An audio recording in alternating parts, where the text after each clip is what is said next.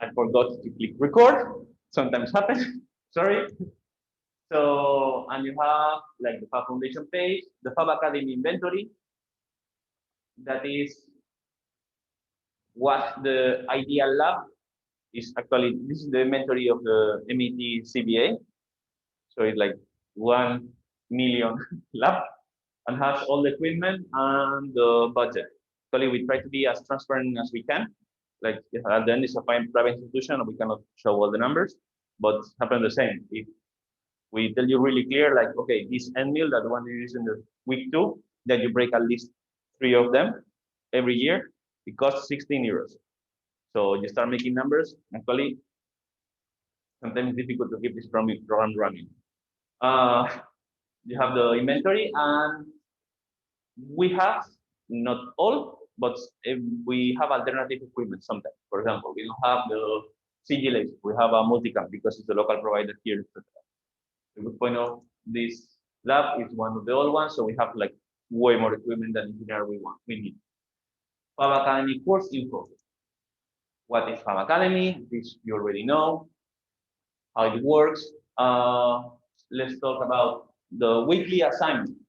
So as I say, each week you should try to finish or at least do your assignment, finish it kind of on Friday afternoon. Why? Because you will need time to document it.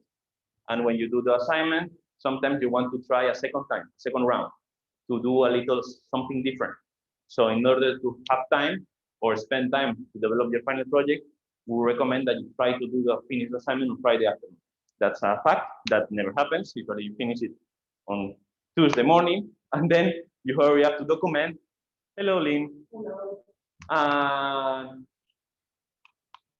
And you publish your website just Wednesday before lunch, before the class. But that's a fact. That's also think that there is a lot of students who push in their websites. Sometimes it doesn't update instantly. Actually,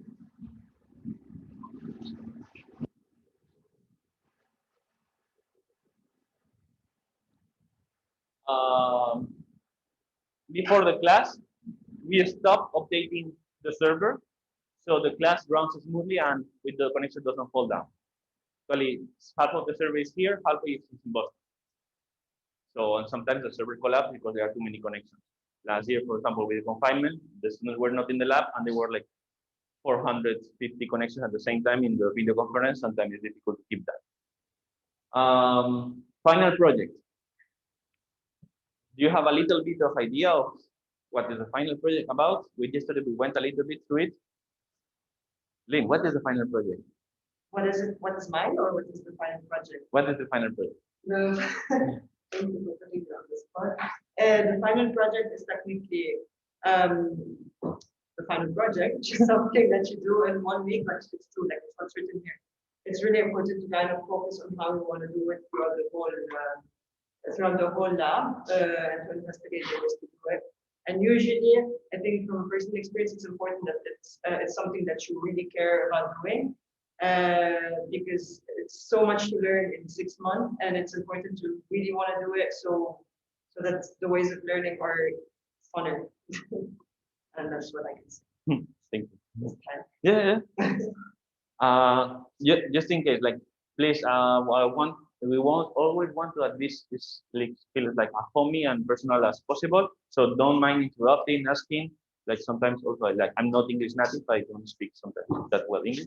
So stop. You can repeat in Spanish, French, or English. I don't care. So it says it's a 1 week project. Personally, I think that that's not true. It's at least 2 or 3 in general, at bare minimum. For example, last year confinement was different, but they spent the whole July developing their final projects. Like here, 6 hours at least each one of them. This was a mess. Like actually, you will see that the tables disappeared based on cables, like electronic.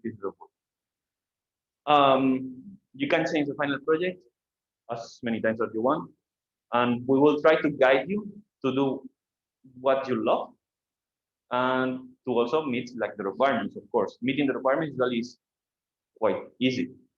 So try to do what you love because it's the moment that you take caring of your final project, and it's where you spend actually time. It's smart to try to use the weekly assignments to do your final project, yes, but it's not mandatory. There are 3 types of final project, and it's quite clear. The good, that is, Neil will show you examples this afternoon. There's the one that is not square laser cut box with some buttons. Please try to avoid that. Like, also we are architecture school, design school, so we try to have like design input to make something beautiful. We have tools, we have way more tools that we need, so we can spend time also on the design. It's also a project that is well documented. Happens a lot that you see a beautiful final project, but the computation is awful. Whatever is not on the web page or whatever is not documented doesn't exist. Think that the global evaluator doesn't know you, hasn't been never here.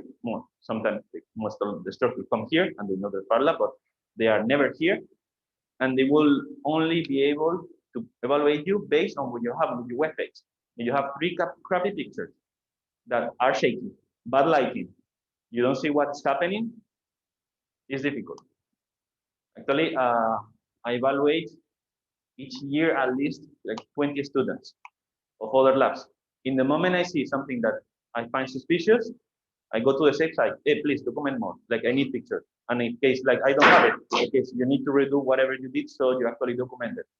Like if it's not on the web page, I cannot trust you. And sometimes that happens. People, last year actually was a discussion. Has been a lot of discussion this year about at the end, like some people you can see pictures that they are not their hands, or boards that are in your case you are 10 students. You link and take your board PCB and say it's hers. Like this happens, and actually it's really easy to differentiate. Like if you have a little bit experience, it's really easy to say, okay, this soldering is not this soldering because of the style. Like, but also I want to say that we always trust the student. But that is a tangle of wires. It's a black box with all the cables, like and jumper cables not aligned. There is ways of doing things and ways of doing wiring. 99% of final projects fails because of bad wiring, because they use jumper cables and they are loose. And it's funny, in the final presentation, some final projects explode, went on fire, or they cannot switch on, or they cannot switch off. Happens. I remember the presentation here. Actually, it was in Seoul. It was a bike alarm that was inside the frame, so it was epoxy glued. We cannot take it out, and the guy could not turn off the bike alarm. So it was like 120 decibels until it ran out of battery. And the other is the bad documented, and of course it has horrible aspects. But that's okay, no worry. We want that you take each individual assignment as personal as possible. Some people, to be honest, have made molding and casting of ice cream for his kids, and the student next to him has done a dildo. So we don't care what you do. If you are completely free, actually, we think that's one of the beautiful things of the academy. Actually, one of the sex toys mold is there because it's really complex. It's really good to show, but it looks like a heart, not like a.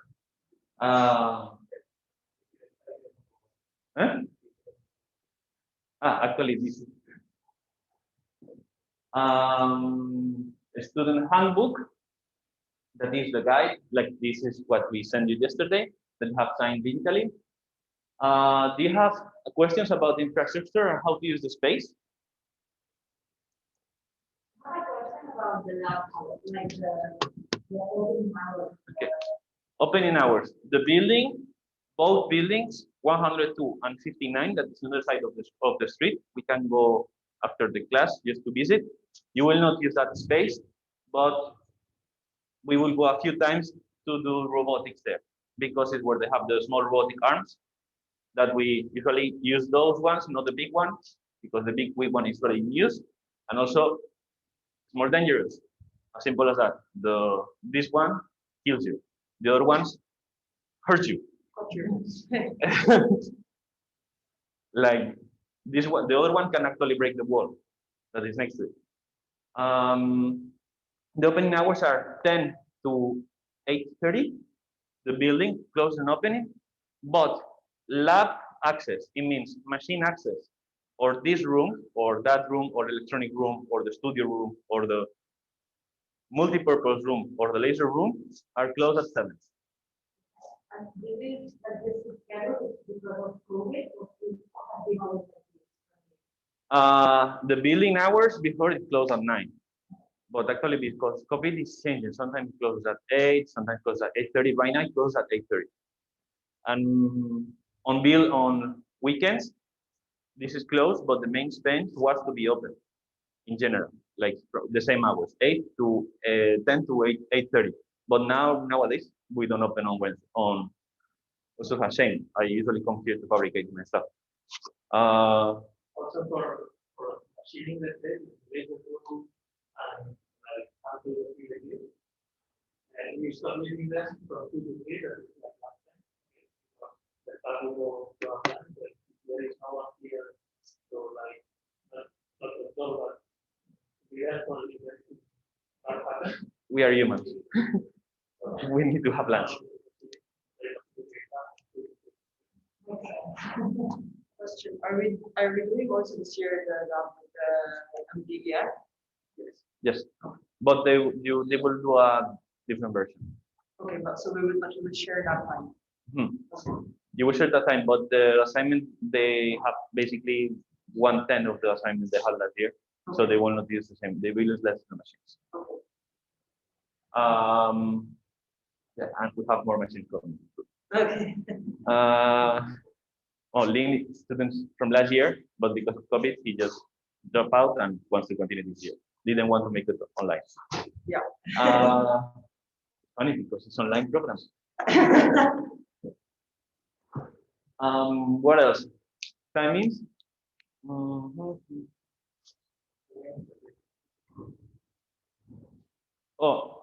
You see that actually we have all the material is always open here. You can see like Raspberry Pi, Microbit, etc. You can use all the hardware in case it's a consumable, like just ask before taking it. Sometimes it might seem that it's just a shitty piece of acrylic, but it's his personal one because he stored it here. Or usually we put tags and everything is, if it's personal, it's tagged. It says like, don't touch. But for example, whatever is on the shelf that are behind this glass, usually is our personal things like mask, headphones, etc.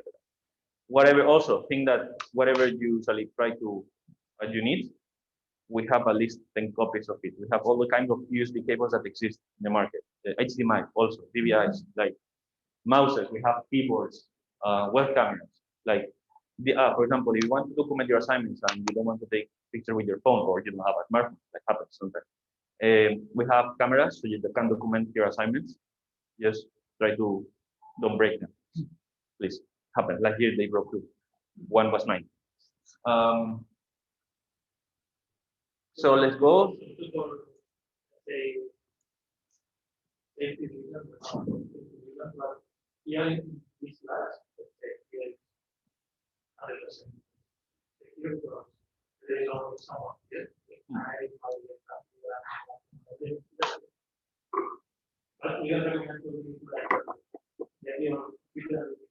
In the main hall.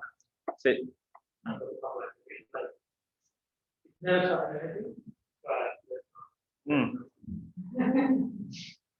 This year, one computer was stolen in the other building. I have to be honest. In this building, last robbery was 1 year ago, like 2 quarters ago. Sometimes happen, and usually the door is locked, but some people sneak in and takes whatever you find. Sometimes it's so silly and takes like useless stuff, but happens.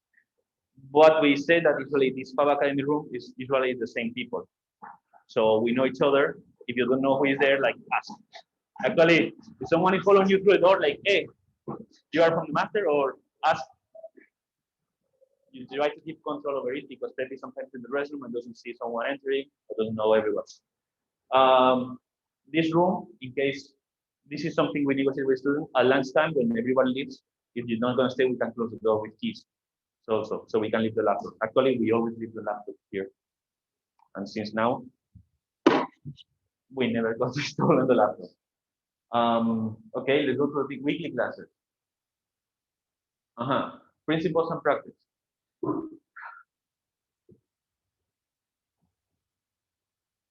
Here you have the introduction videos. I changed this thing yesterday. This is the recording from last year. This is what will happen this afternoon. We have last year recording on the webpage, so in case you want to see. And we have Git and web basics and how to plan a Fab Academy. That is a really interesting documentation that we will find. So who knows how internet works?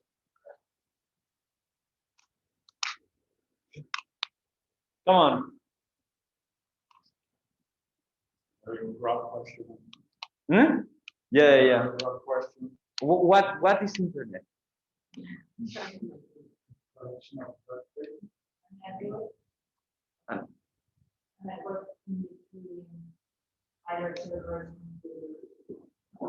Exactly. What is a server?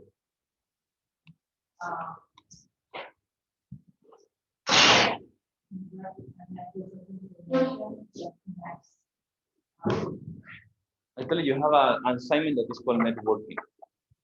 Basically, a network or internet is the interconnection between different laptops.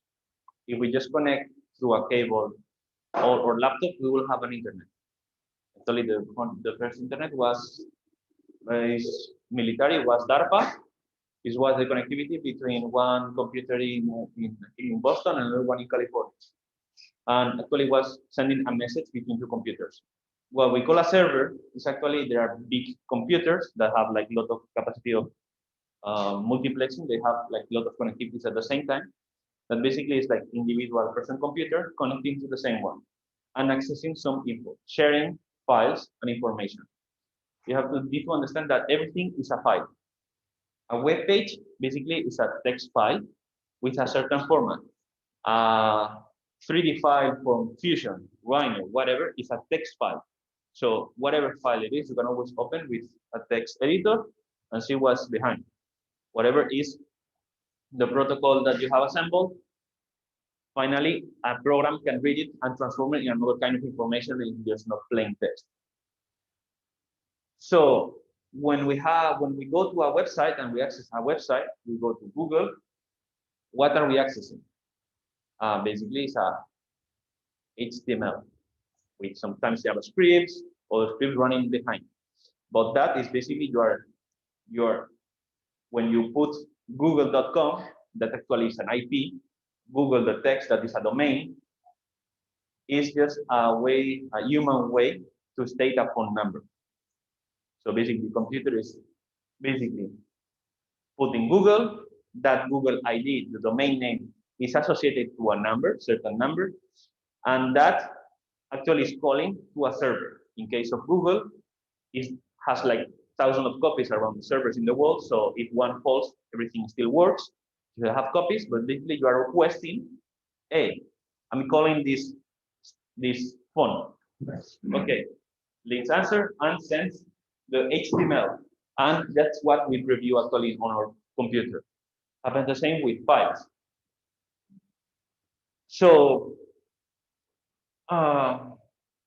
we have different types of working with those files.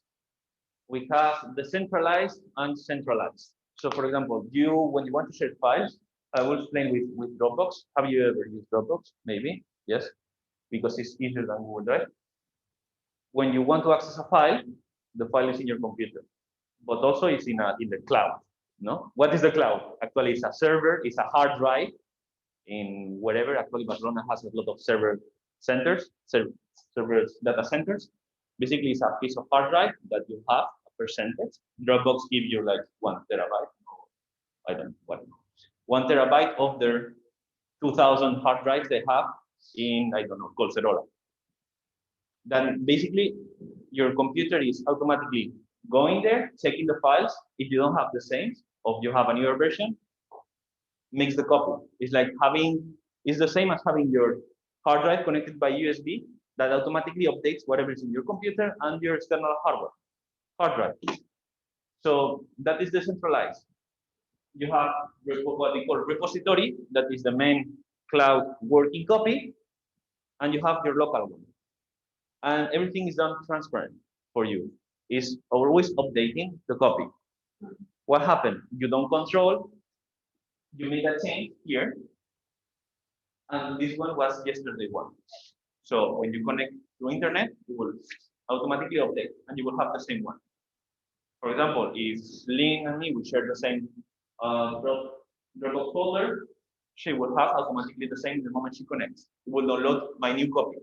But in case Lynn has changed the same file, and we have changed at the same time, and we connect exactly the same time through internet, what happens? We have a collision of files. Doesn't know which one is the good one. Her change or mine. That gives a problem.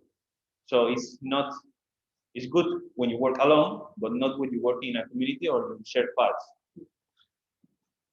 There is where, and usually also this happens the same, and that depends on the service. In case of Dropbox, yes, Google Drive.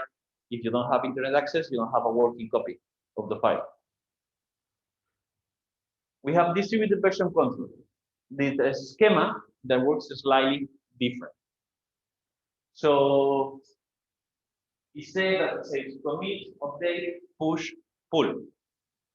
So let's say I have a file that is, I don't know, edu version 0. I just made it. On my computer, this is my computer, I have my working copy of the file. And I will say, okay, this is my real file. You put a post-it on it, let's say, hey, this file is ready to be updated. I just push it to the repository. So the computer kind of indexes the file and make it a valid version. But you are connected to internet, but you are not, you didn't push it yet. So there is something that is called do a git push, that is actually upload the newer copy to the server. You do it manually. You can automatize this process, but actually it's not good to automatize it. You actually push the change. Let's say Lynn makes the same. Copy Lynn 0 and didn't push it. But what she can do is download edu, and now in her computer she has Lynn 0 and edu 0. So now she can work with the main information.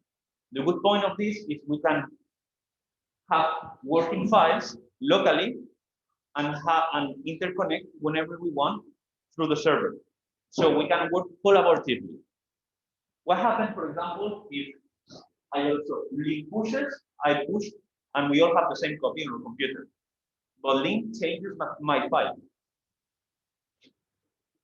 In the moment Lynn pushes edu01, I can choose to don't download that file, or to overwrite my file, or to actually overwrite her file with my file again. So I can choose the working copy of the same document. And we can work also in the same document if we didn't change the same line of text. So for example, Lynn only change the header or change the style of the text. But I change the style, the content of the text, but not the style. In that case, we can merge these documents, and we will have the document with the same amount of text, the same text, and also the style of the text. So it's a way that we can work all together in same files. This distributed version control. And actually, this is what you use, and generally how all the websites are built. So you have a lot of people working at the same time in files, collaboratively. In real life, one person control the merge, or the several persons? That is about authorization level. For example, this website, all the stuff we have access, like administrator rights. We can merge, push, erase, everything. Yes, and actually each one of you will have access also to the repository. But when you make a change, you are not administrator. You are collaborator. You have like rights of collaborator, administrator, or viewer. Viewer, you can edit. Collaborator, you can edit, but you can never change the main repo. You can only reach here and ask for a change request, push request, or merge request. So actually, when you push, you standard push. For us, it gives us like a warning. Hey, someone is trying to do a merge, to merge the files to have an update, and we can see exactly what did you change. It showed in the line of text. In case of text, it is. In case of a 3D file, it's more complicated. So we can see and accept your changes, accept only a few ones, or discard them. The good point of that is we can also branch like a tree. That means you can have a working copy of your page, a working copy of ours, and each one they are more different. But at the end, we can always merge again. So imagine that you start with a simple page. Each one of us makes a lot of pages. For example, you do a page in assignment 1, you do assignment page in assignment 2, 3, 4, 5, and we are open up in branches. But at the end, we can always merge branches down and close to the same file. So that is Git. And Git actually is a kind of program that we install. It runs on the back. It's la command line. We can also have like visual interface of it. For example, I'm architect. I use the visual interface. Oscar always do command line. You do command line. I think. So it's about priorities. We use it because it's free. It's open source. Has a lot of speed. That means the servers are replicated. And actually, you will see that your page is not in git.com. It's in Git. It's GitLab PubCloud. That means we have the piece of code to run the program, but the main hardware, the disk drives, they are not owned by the company that runs it. We run it locally. We have our own pieces of hardware that runs and hosts all the content. How is the structure? So usually when you start here, that is your working directory, it means your local files. You made a change on your file. Git still hasn't accepted your files. We need to add the change. It means it's like having a file and start putting tags on top. This is my change, and you put a little bit of text so you know what you change. You want to really confirm that change. Yes, I add the change. What is a commit? A commit is, okay, a commit is putting the message next to it. For example, in this today, it's like setting up your homework. Today, I changed the header of my text. So whatever you want to come back, you can see what did we change. For example, something that Google Drive does is overwrite your files, no? But you don't know what did we change exactly between each file, unless you go to the history of Google Drive. In here, you have the history with text that you set up. It's a little bit confusing, but we will show you the example. It's slightly more clear. When you commit, you have your local repository that is actually the working copy that is ready to be synchronized with the cloud, let's say. And then you push it. Okay, I push it to the server. Lynn makes an update, also does a push. In case I want to have also her changes, I can pull. It means, hey, server, what do you have there new? Please give it to me. That is a pull. What's the difference between the pull and the fetch clone? Fetch clone. This is when you download the new working copy. For example, let's say I have a new laptop. Okay. I don't have anything. And my repo is empty. I cannot add neither commit, and I cannot pull because pull is kind of update. It's not download. So fetch clone is download the main master branch. Okay, whatever you have, give it to me. Like update version and download software, but then right in like like the tutorial download software and you update it. Huh. So actually, that's something that you wouldn't do because sometimes happens that you break your own archive. Your own web page, you will have different versions. One you add, you didn't commit properly, you then did, and you break your archive. There are sometimes it's easy to fix by typing like remove, go back a few history backs, but sometimes you make a mess that it doesn't mind. So what we do is erase everything. Your working local copy, we also erase the history back, and what we do is we download a new fresh copy that is a fresh clone. Sometimes it's easier to just erase everything and restart again from whatever you have on the server. What's the good point of this? What's the strong point of this? Is always you will have fresh copies, you have a big history down of what happened and what not, and you see wherever all the files have failed. And it's quite easy. That's for the fetch clone or with the No, with like the main Git and distributed version clones.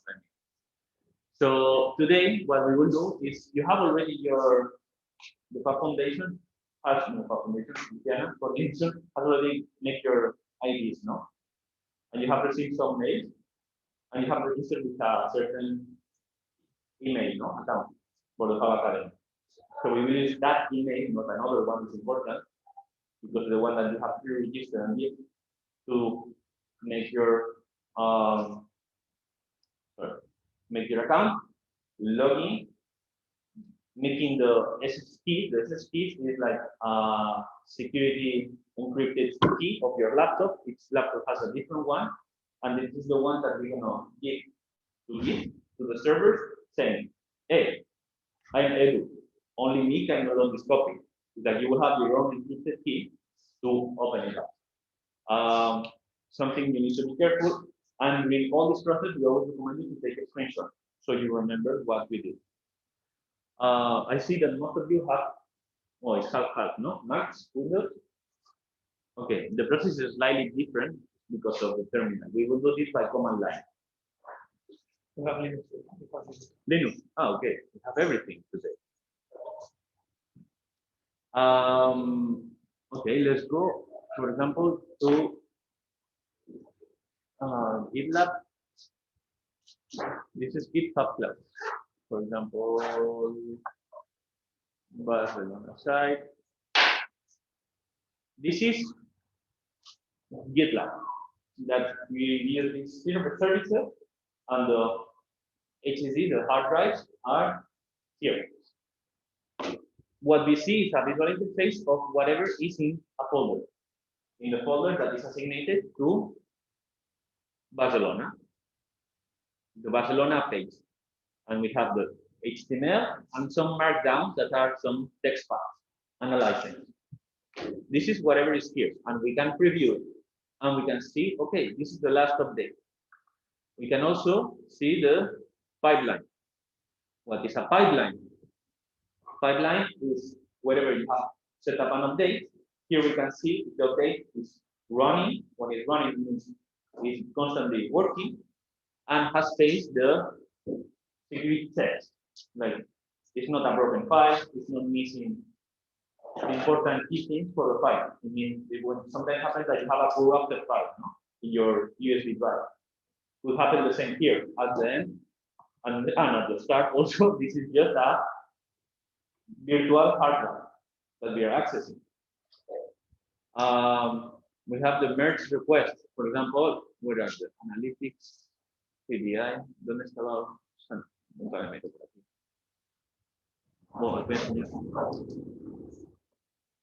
I will show you visually. For example, these are all the changes that we do on the web page. And each time I change a file, for example, this is Oscar changing. What he did, he changed all these files, and actually he did a lot, a big change. Why? For example, I I'm not Oscar, I don't know what he did, but I want to know what is the status of the shared folder we have in the shared repository.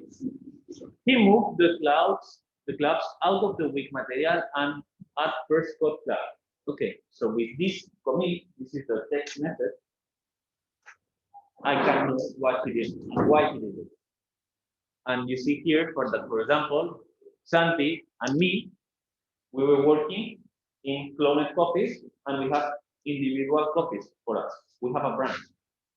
So she was working on a file, on the same file, and we work in the same file, and we split it at some point, and we keep updating on our local computers.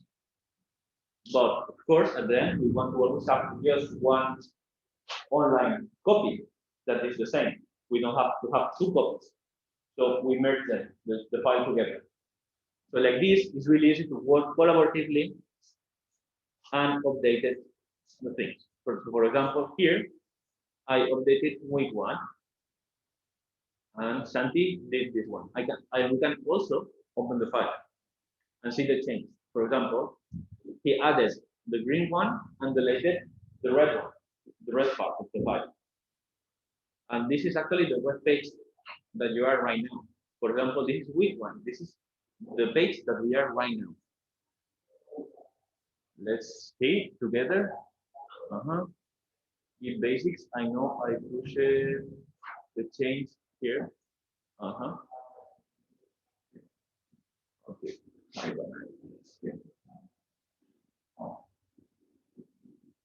So for example, you see that in Git basis, I said before, I see this video. This was last year video, and this is the newer video that I copied. I also added what? I added project management. I added this. No, this one. Project management. And I put the link for this snippet. So the good point is we can accept few changes, or we can discard them, and we can do it all together. So actually, you will be able to download this copy, your copy, and start this one. Actually, last year, the middle of the course, we did a challenge that is as a file, like we call it Git file. Like try to always have your working copy on top. So it's see who is the fastest one to start like updating, pushing, updating, erasing, and removing the rest of people's files. Okay, so what is the first thing to do? Full guide for Fab Academy. This is getting started with Git. So this is a visual way of explaining this. This is what I just explained. And this is the central server with distributed version. We have version 1, version 2, version 3, and we update between ourselves and also the server. So you have already logged in into GitLab. So let's go to GitLab fatcloud.org. You should have an account, or you should make it with the same email that you have. Let's go. Yeah. You have the Wi-Fi password? The Wi-Fi password. Here. In case you don't have it.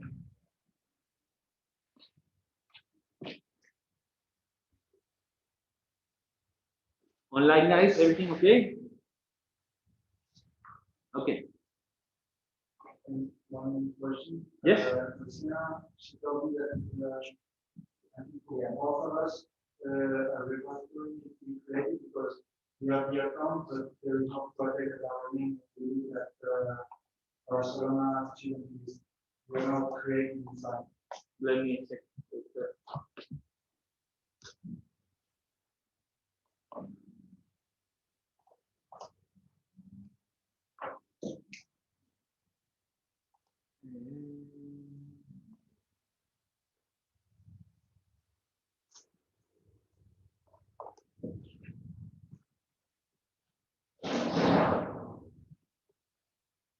Vale, hay que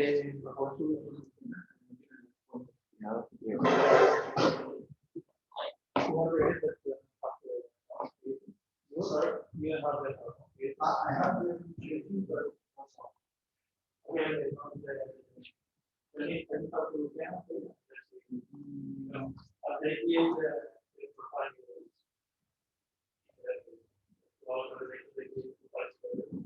I'm sorry,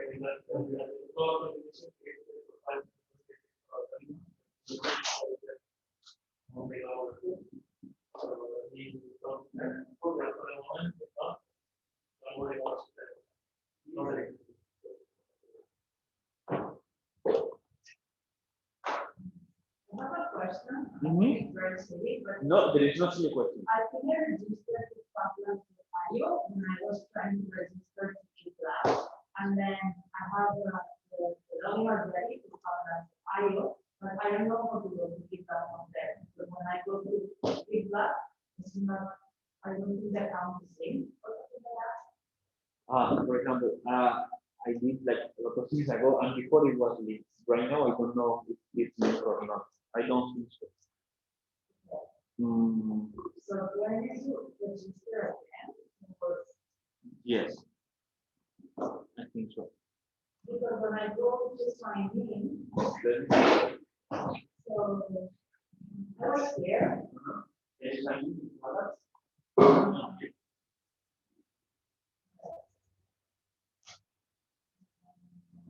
Yeah. Okay, you are in. Okay.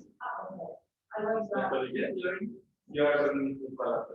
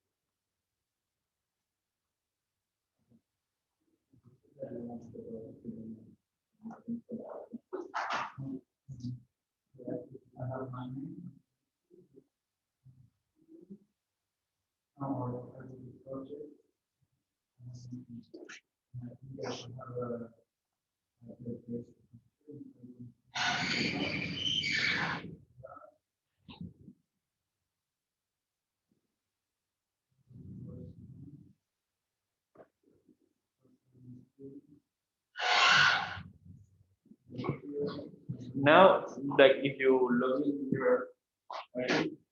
Yeah.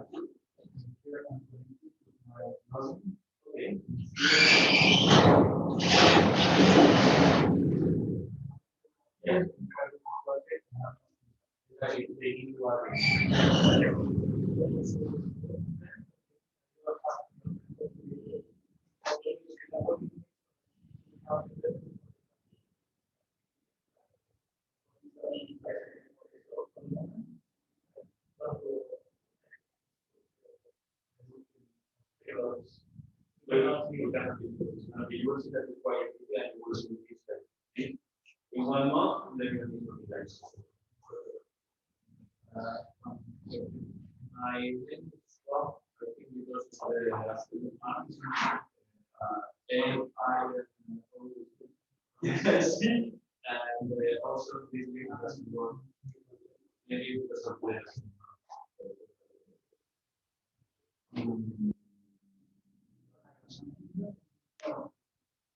No worry. Yeah, this one will change.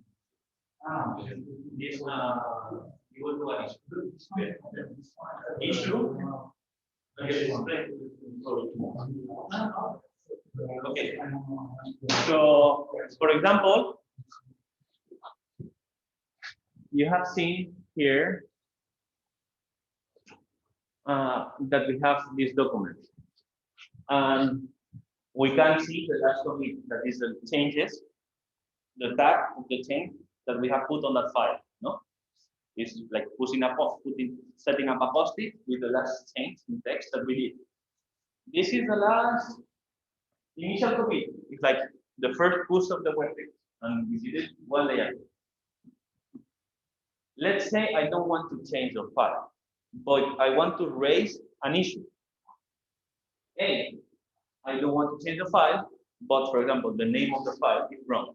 In this case, the name of the file is wrong. It's actually your name. So what you set up is like you open up a chat, an issue, to ask for the maintainer, that is the coding department after, hey, please change it because I don't have like administrator rights, in case you don't have it. In case the repo is yours, let's say you are working on your private copy and you are the only maintainer, you are able to change your roles. But right now you are not able because you are not maintaining, you are contributor. It means you can push another download copy, but you cannot change the like folder names or the structure. Why? Because if you have administrator rights, you could actually destroy all the copies if you are a evil person.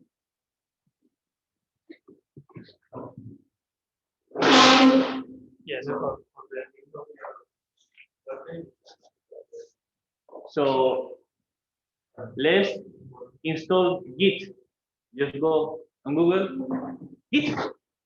It's just like that. Oh, Git now. Git. In case you go to Git, that is distributed version control, and we need to install it. You need to install it. You have Windows, Mac, and Linux versions. Just download the one that you need for your operating system. This is the software that is going to do the distributed version control on your computer. Download it and install it. One question. You can do all the steps. Yeah, but last week I was watching for the bootcamp what Chris was showing, and I tried to install Commander and Git Flash and Ubuntu on the computers and use Git. So the same to use this Git or the one to Linux and Commander. We have the same effect. There is no risk for exactly. No, it's not. Okay, Windows, since Windows 10 has a particularity. You know what is emulation on computers? That is, you have the operating system and you run programs on the operating system like Firefox, Chrome, I don't know, like Spotify, whatever. But let's say you want to use Linux. You need to, usually what you need to do is switch off the computer and you have another hard drive, you start a computer from that hard drive. Sometimes that's a little bit annoying, especially for people who program.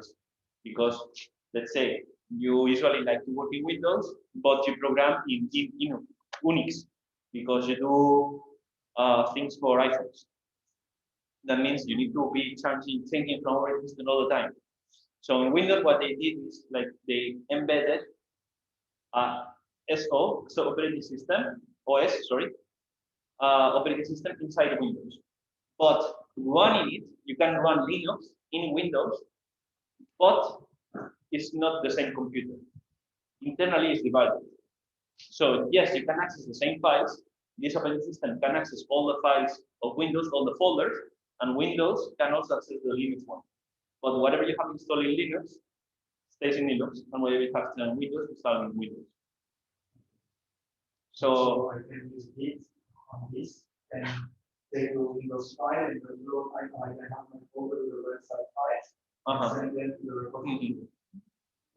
Because it was saying in the video, maybe just for this specific paragraph, but that everything will be shown in command line in Linux and you are looking at that. The thing of Linux, the Linux version of Windows that we are running locally, you only can run it in command line. Okay. Like you cannot run Linux like this. Okay, yeah. With a GUI, that is a graphical user interface. That, for example, I tried for 1 week and said like, oh, come on.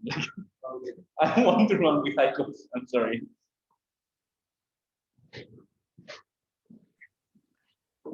Can we install it on our computers, and do we change anything in his settings, or just next, next, next, next? Sorry. Do we have to change something in the settings of that Git, or just to click next, next, next? Next. Just install it as a normal program. Okay, thanks. Something that we recommend for now on the Virtual Academy is the user that you are logging your computer, that you have to administrate the rights. You know that in the computer you have accounts of how it's called, administrator and non-administrator, like user or invited. Now that Windows has invited people, we recommend it to always be working in the administrator rights, because you need to be super user, because we are doing deep changes inside some configuration of Windows. If you don't want to have problems in the future, like we can always redo it. No big deal. There is no like just one way, and you get killed. In case you don't have it, how we run installers as administrator? I think I have an installer around here. And if you want to be sure,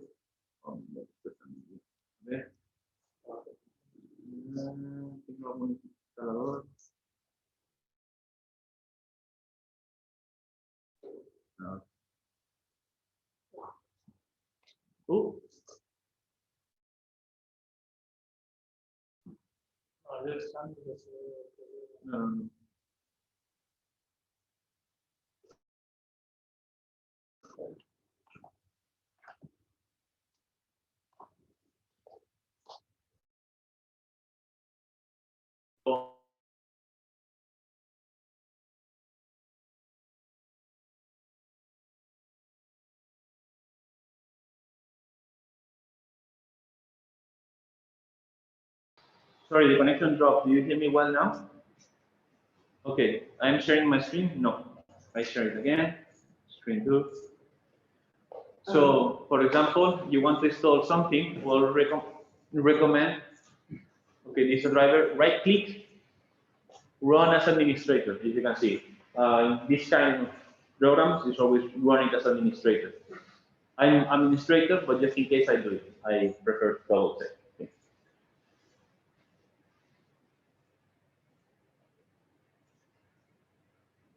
Windows interface, with Linux and Mac, there is a problem because you install Git and then you run the command line and you have everything.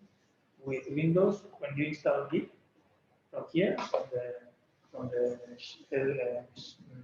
link here, it will install Git, and I think also it will install Git bash, that is a command line, and from that command line you can use all Git commands and it will work perfectly with Windows. It's just, you can just, for example, if you are in a folder and you want to open Git bash in that folder, you can right click in the folder and you will see the command open Git bash here, and it will open by the command line there. Then all the commands you can do it by command line in that. I don't need to recreate my repository now. If I still have it in 2020, I keep it there. I don't need to. Yeah, they will like. They will do the switch. Yeah. Okay.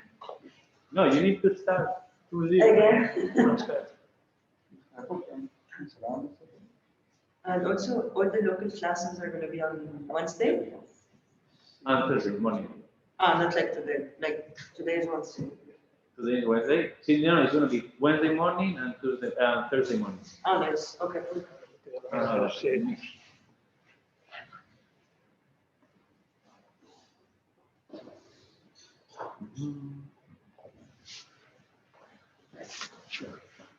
Ya puse por aquí el archivo, pero no.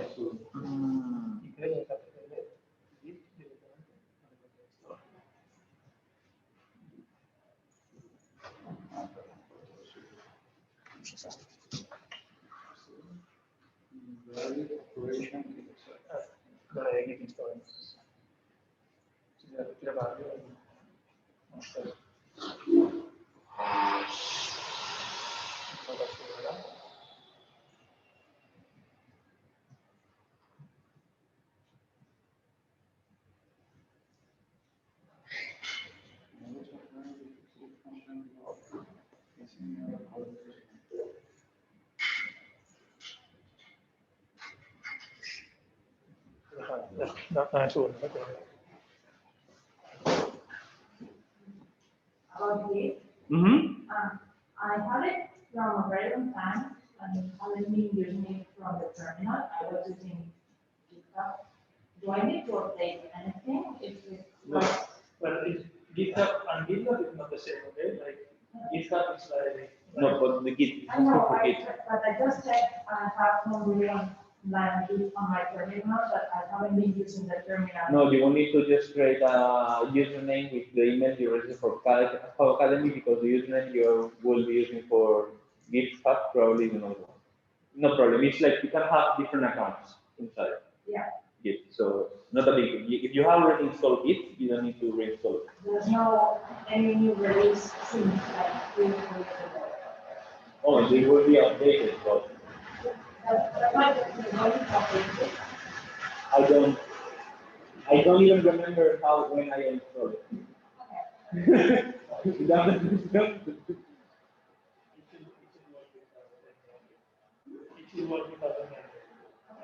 Once we started, it asked if we want to create a new registry, block, open, what should we? Once I started, and it asked, well, Nothing. You're running on you're running in Linux or on Windows. that's the issue, because I wanted to put this, because this is the company computer, not a personal one. I have my Raspberry here, so I didn't know what to do, and when I was using Linux, I installed everything I want, and I was not getting it, so I wasn't reading. Yesterday it worked, and this one I tried, and there is an issue when I have to solve it. I don't know why I can do that. But yesterday it was working. No, this is Windows. Yeah, there's Windows. This one, here, I have to run, and I can do the status, or when I have to go to the, but I have Git cookies. Okay, when you go, I can update the copy, and everything. I tried to never install, and it works. So I don't know what's the best way. Whatever you want to do. But you is much easier to see. For me, are you the best? Well, I think I will try to use this one, and this is what I don't even use that. I use for provided better people. And this was my question. I access to Linux with the GUI or to the Git I have at Linux, it seems to be the same. Like 2 Git software can work on the same registry. I don't think that's okay. Okay. It's better to have just one. One program working on. Yes, if you plug me in Linux, keep pushing and pushing. Let's see, maybe. Not able to push from Windows side. Okay. Instead, theoretically, as you are just tagging the files, commit stack, and you're already doing that, everything is very version, both are So you have to the computer type in order between different hours. So I don't recommend. Y vamos a hacer un pool de esto porque vamos a terminar. Bueno, como prefieres, lo que sea más cómodo. Y siempre lo termino. Si quieres algo con mi interface, ahí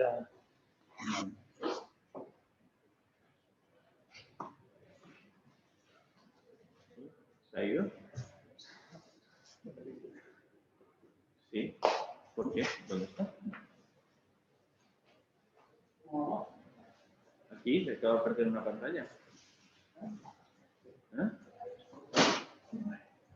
Mi ordenador está muriendo. ¿Qué pasa aquí? Es que están paseándose con el carrito.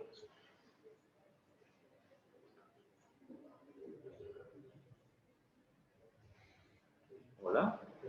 Sorry, like, one window is not here, it's not here. I don't know what it is.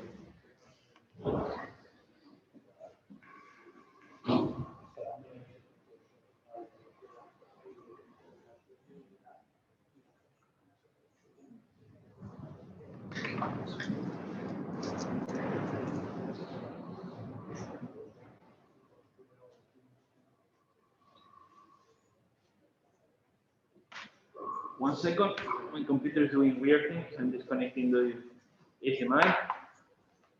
online guys, have you already installed Git? Have you made your account in the Git in the FabCloud? Yes? Okay, thank you. Let's keep sharing the screen.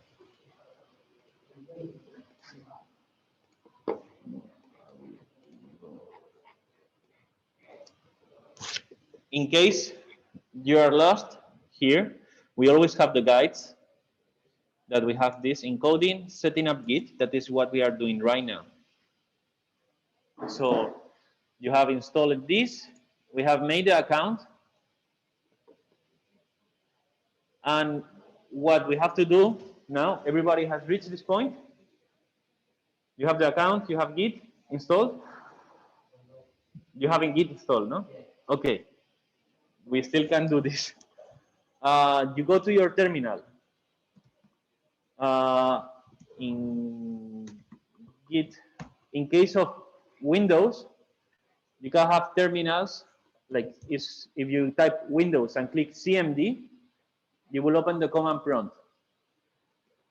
That is a terminal of Windows.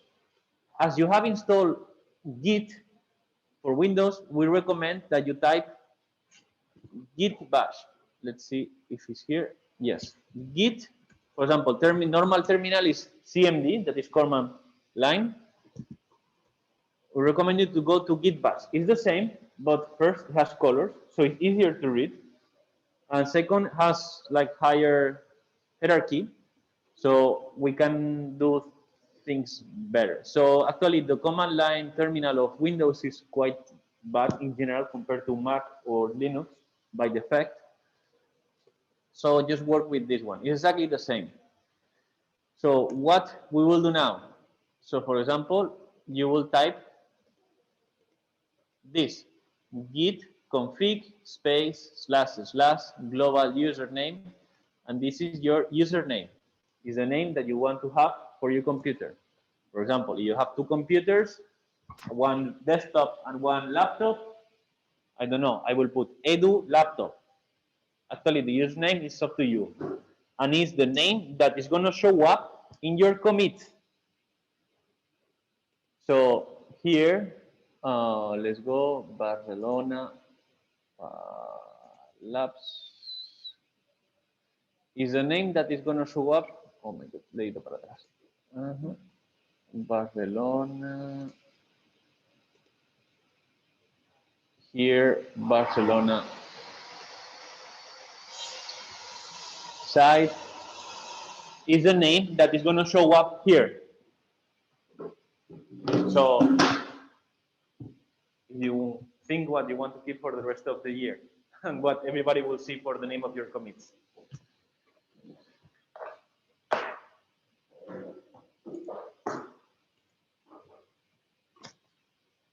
So what we are doing, we are basically in the Git of your computer, you are setting up your name and your email. The email that you have to set up needs to match the one that you have registered into the Git FabCloud, GitLab FabCloud. Because if not, the IDs will not be recognized. Usually we have done something in the server that is the FabCloud, and we will do a local coordination of the account in your computer.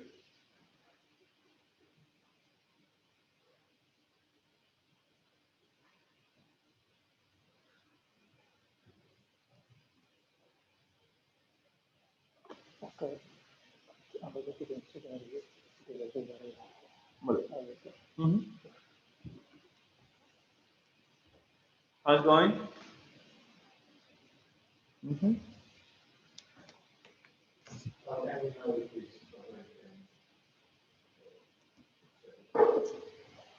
If you have wrote it correctly, it's already there.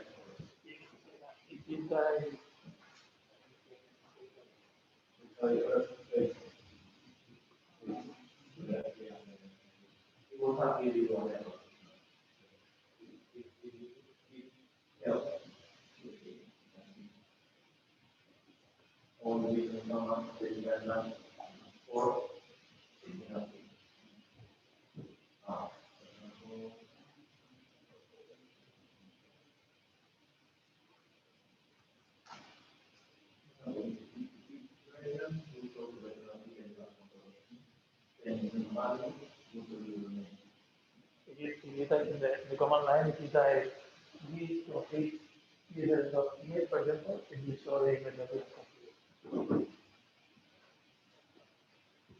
Let's show you with the sample. Yes. ¿Ah? Uf, ¿dónde tengo los repos? Madre mía.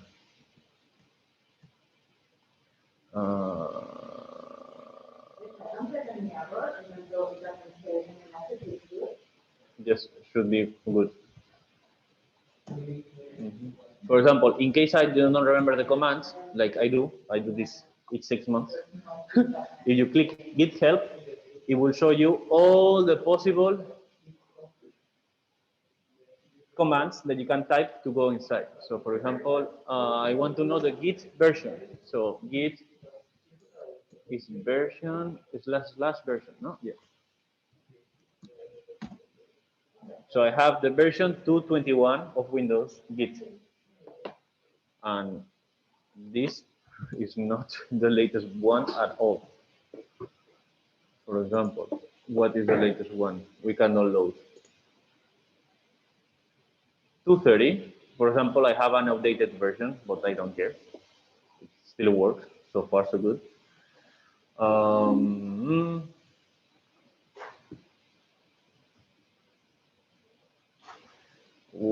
Let's do right now. Let's produce the SS key.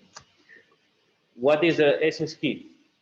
Actually, the SS key, as I say you, is the digital encrypted key that, if you type this command, will automatically show and produce the key. It will show some weird characters. ¿Cómo se enseñaba la key?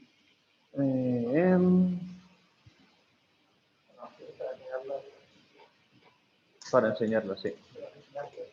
La key, para que la muestre. En Git. En command line. ¿Dónde está? Git clone, git status, git log, git pull. ¿Dónde está?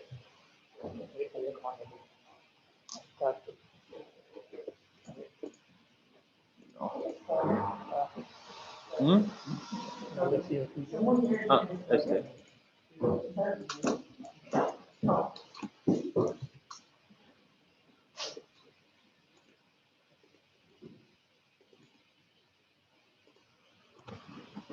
So, for example, this is my key.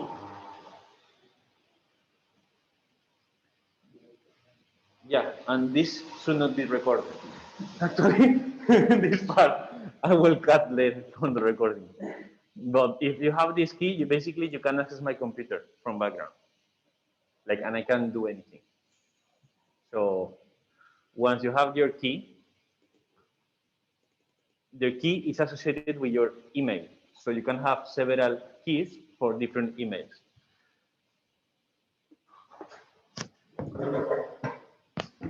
So once you have your key, like this, copy the key is from here.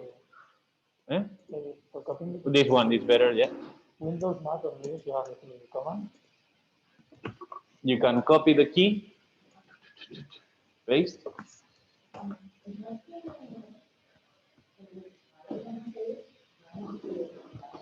When you generate the key, something that I want to remind you, when you generate the key, it could ask you where you want to save it. Just please enter, it will save it automatically in the background of Windows location. And it would ask you also if you want to put a password. Okay, it's safer to use a password, but that means that every time you want to update your copy, you will need to type your password to access the key. At the end, that's quite annoying because sometimes ideally you should be pushing, pulling like super fast and a lot of times a day. So you are always working with copies, etc. That means if you have a like 20 characters long password, you will need to type it every time. So by default, most of people don't have password. Recommendation: don't use a password. Right. I did it, and I type my password every time. So when you ask for the password, I did. just click enter and it will be nothing. How do we find this? This page? Yeah. Okay, is here, guides, coding, setting up Git. It's not in the classes.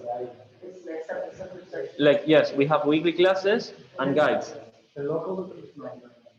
Fab Academy local documentation, you are here.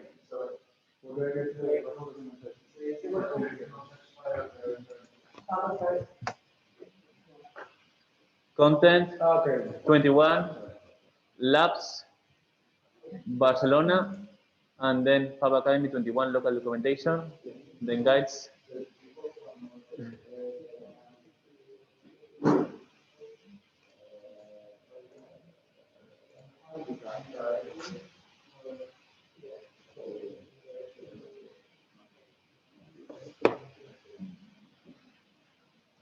Okay, do we all have copy or SS key? Okay, well, yes. Okay, so now we need to add the key to Git, to GitLab Cloud, GitLab Hub Cloud. So we go to GitLab Hub Cloud, as far as I remember, we go to settings, we go to SS key. I just went on my user, I went to settings, you go to SS key, SSH key, sorry, I was typing, and I copied here.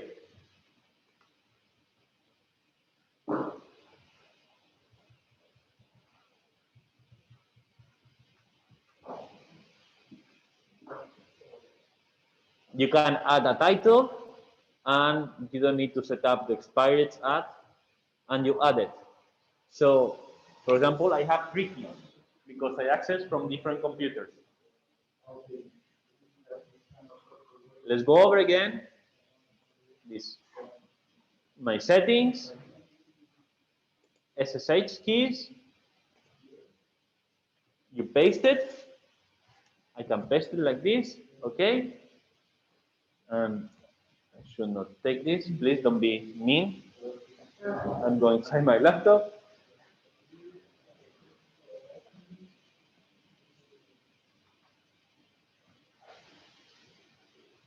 This is quite important because we will use this every day for the rest of the course.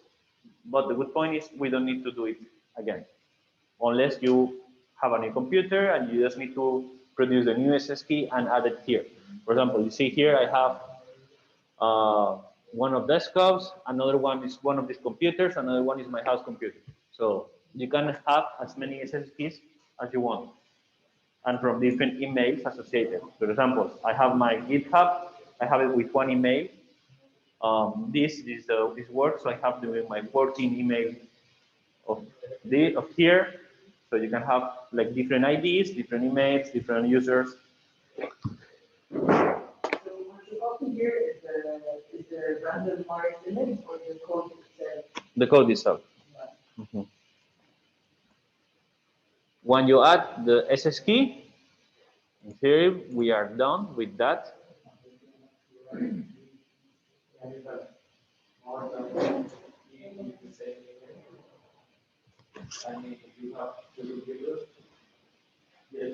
Each computer has its own.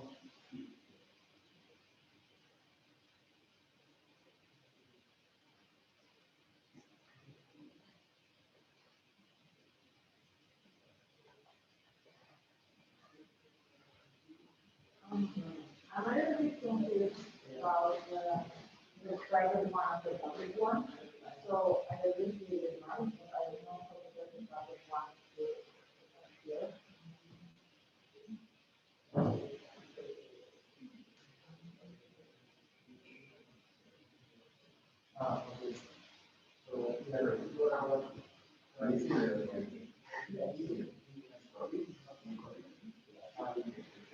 When I'm looking here, it says you can write it. I want to do it.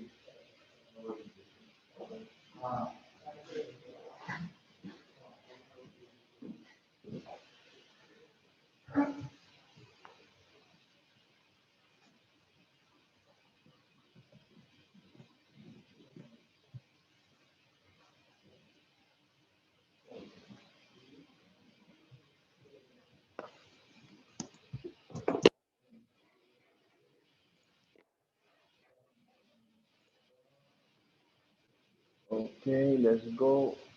So if you go to your repo,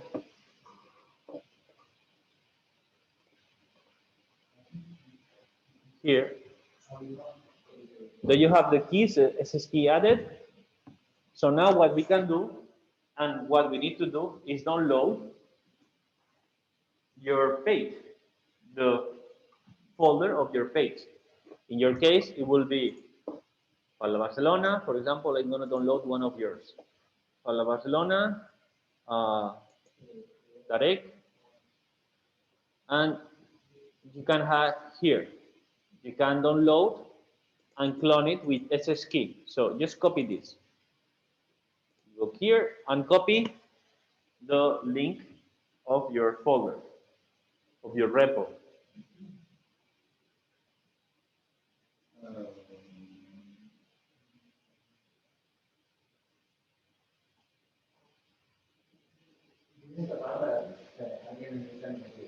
Exactly. This is the part that you can do because you don't have the repo created.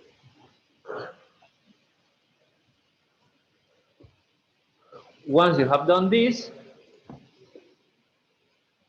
I strongly recommend that this is terminal. You know, have you ever used terminal? No. Okay, this is your computer. It's the hard drive of your computer. Actually, when you go inside a folder, for example, you can type C desktop. If you have a folder that's called like Java Academy, it's a slash Java Academy, and you go inside. You can go up, and down on the level, in the case of your file. So, for example, if I type cd desktop, right now I'm in desktop. List, and I click, you can click ls. ls is list, is show me what is inside this folder. So for example, as you see, in my desktop, I have a lot of things. I have programs, I can run different things. So right now in the desktop, my recommendation is when you will push and download, if you want to do it through a terminal, you want to type as less as possible. What is the shortest path to have a folder on the desktop? Because you can have a folder that is called like desktop, Fab Academy, first trial, lean, another folder is called B. This is the final one. Okay, each time you want to actually push and download your copy or clone it, you will need to type cd desktop, Fab Academy, lean, final. So you will need to type all these things to actually go inside your folder. So my recommendation is create a folder, Fab or Faja, for example. So I will go inside Faja. So right now I'm inside the folder,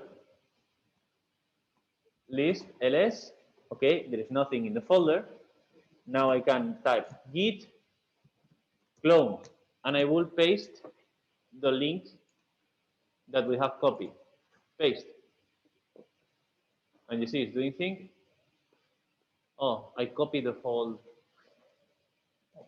Yeah, I didn't paste it correctly. It's trying to do things because it's not inside. Let's see. ls is inside. For example, if I create another folder, right now this is the terminal. If I create another folder that is called 1, this and this is the same. One difference is this is coding, this is in terminal, and this is visual. ls, okay, it's showing me I have a folder called 1. How I can go inside cd 1. Now, para subir era un punto, ¿no? Sí. 2 puntos. If you want to go up in the folder, it's cd space dot dot. That is go folder up. You can go folder down, folder up. Let's say I want to clone my repo. What repo? The one I have here. Clone, clone. I have copied this. This is the SS key ID to copy this repo. And we clone it. So git clone, paste, okay, and I enter. And you see right now, it's cloning. It's downloaded all the project folder.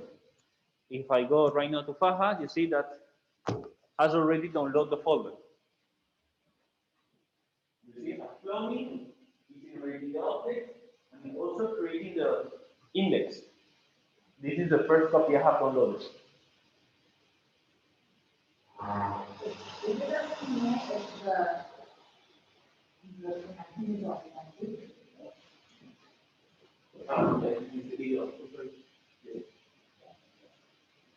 Is capital I.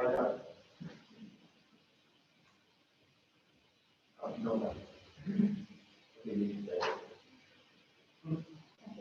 Yeah, if it's the first time, probably will ask you if the connection is authentic. You just type yes. In case of Mac, is yes in lowercase. In case of Windows, I think it's just a Y in capital.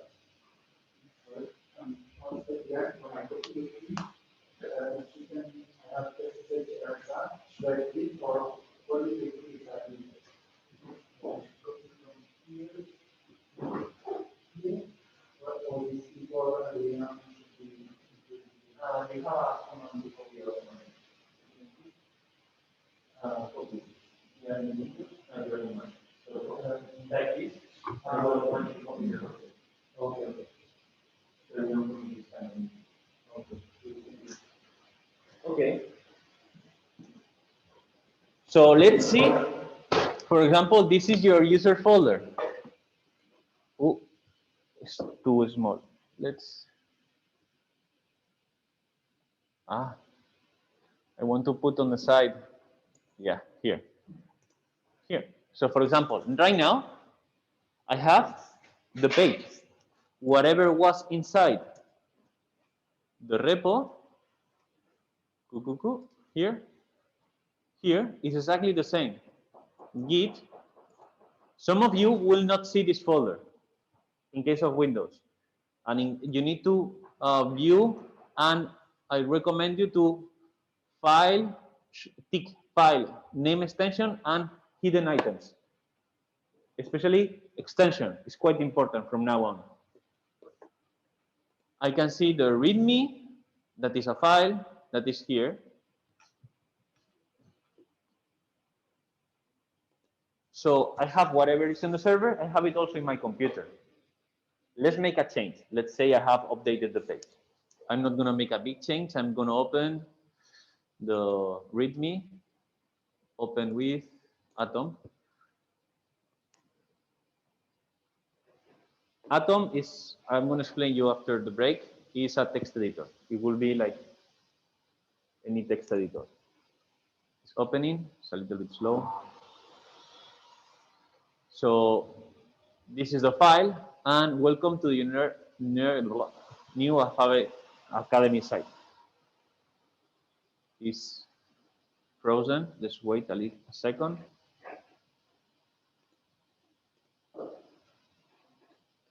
Okay, now I have a question. Yes.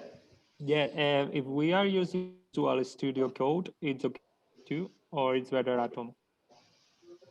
Sorry? If we are working with this studio code, it's okay. Up to you. No, actually, the text editor you use really doesn't matter. Like, I was going to show you a few ones. Now, I choose Atom because I just like style, but whatever text editor works. So I'm just going to add this test 01. Okay. I save the file, but the file has changed. But how we can see if the file has changed? We can, the file, we have saved it, but Git hasn't confirmed the change yet. The typical command that actually is your best friend is, okay, show me what has been changed. What is the Git status? Oh, Git status, not a Git repository. Why? In which folder are we right now? Desktop, Faha. So that means we are here. I'm not inside the actual repo. So I need to go inside. So let's go inside first. CD, Tarek, Galal. Okay. Now I'm inside. And you see how it has changed. We are in the master repo, in the master folder of the repo. We are completely inside. Okay, let's see the changes now. So Git status. You are on branch master. It means you are in the main branch, in the main line of history of your repo, and you have modified the README. You see that it's in red because we have modified, but we didn't add the change to the Git.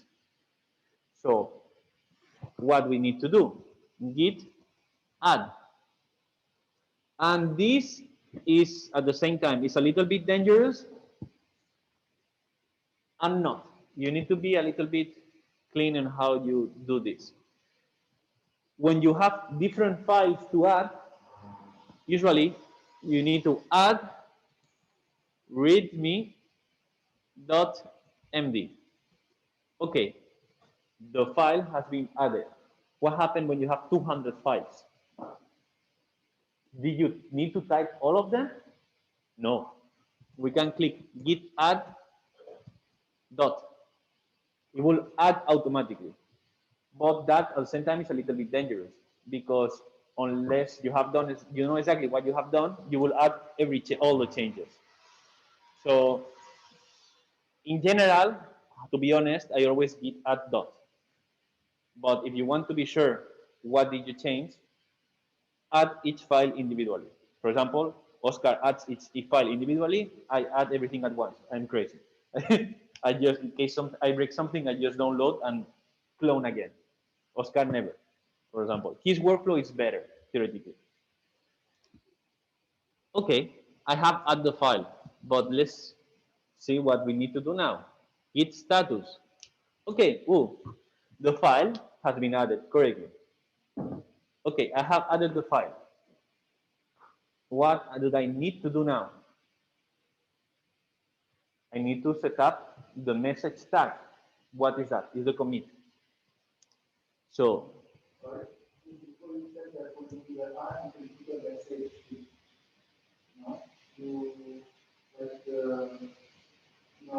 the tag on the change. Is this what we are doing now? Git commit. Git commit is adding the name tag. No. No. Git add is only to add a few files. You can choose all the files or just a few that you want to update. And git commit is what gives the whole message to your change, not for each individual file. Actually, what you can do is add one file, add a commit, add one file, add a commit, but that will be a little bit annoying. So usually you have like a package of files that you upload, you add, and then you put a whole message on what you did.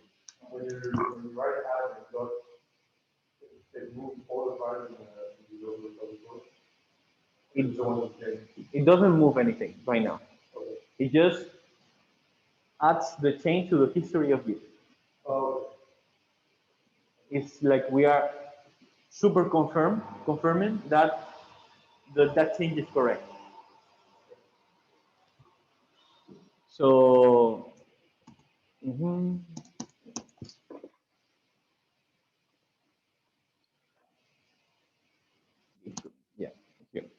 is commit double commas, and for example, my first change just trying. This is my commit. So one file change, one insertion, and the commit message is that one. So git status, you are on master branch, and you're saying you are ahead by one commit. It means you have a newer version than the one that is on the server. Yes? So what we can do now? Now it's time to update the server one. That is git push. And you see, it's taking a little while and uploading. Done. Everything is okay. Let's see. Let's see. We are here. And right now it says 1 day, 1 day, 1 day, 1 week. Let's refresh the page. My change has been updated. And actually, here, welcome to First Academy, test 01. I have already seen, I can see the change.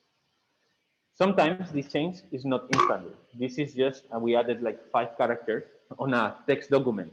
When it's building a website, the website needs to be assembled by the server to be published. It takes 1-3 minutes.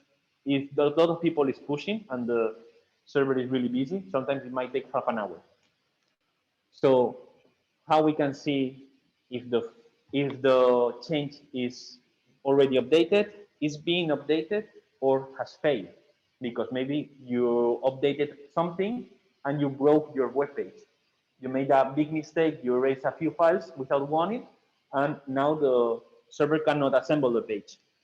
So we can go to CDI pipeline. For example, is the commit that I was doing, and it has been passed. For example, right now we are here, no, in setting up Git. This is the page.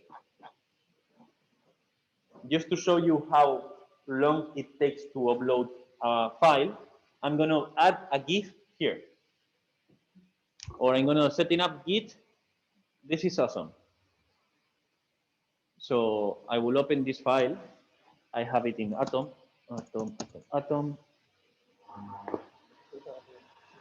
Vamos a hacer una pausa ahora de 10 minutos. I will open that file. This, I need to see it here. Fab Academy, what is Fab Academy? Fab Academy, local docs, guides. Esto es, ¿qué página es?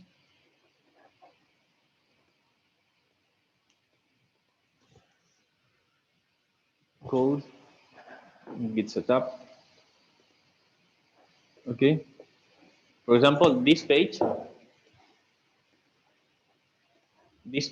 is this file. Setting up Git, this is the first image, node, this is this, this is this, this is this. This is all the page. Setting up Git. This is your first Git touch. I will save the file and I'm going to upload the repo.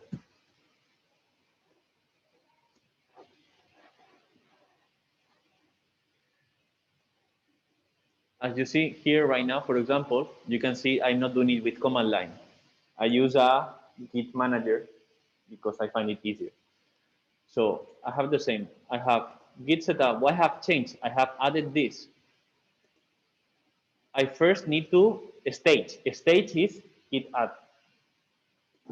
I have confirmed the change. Then I want to add the commit, that is title change. I commit the file.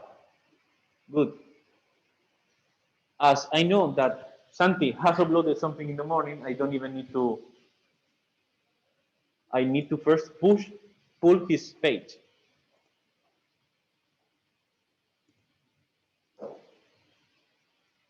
Okay, and now I can push.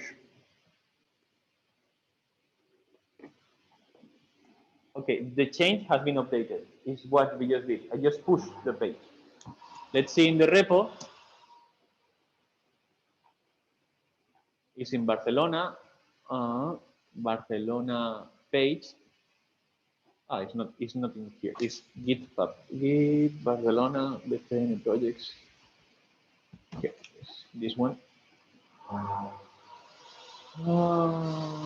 Let me. Academy local logs.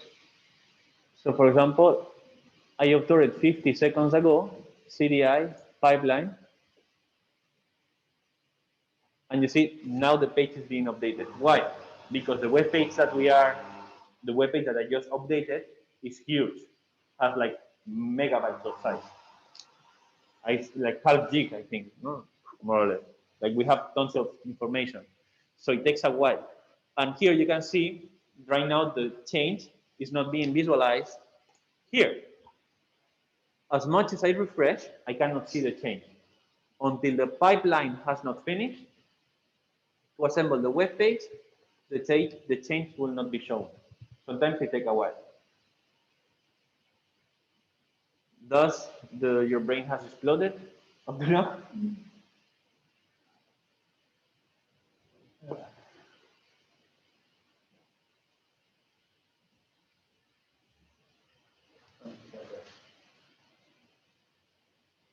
So we have done everything through terminal. And actually, I recommend you that you stay confident with the terminal. Because when everything fails, there is a lot of commands that you can only do by terminal. For example, git help. Let's go. So for example, git reset, that is reset the repo to the first original file, could not be done by terminal.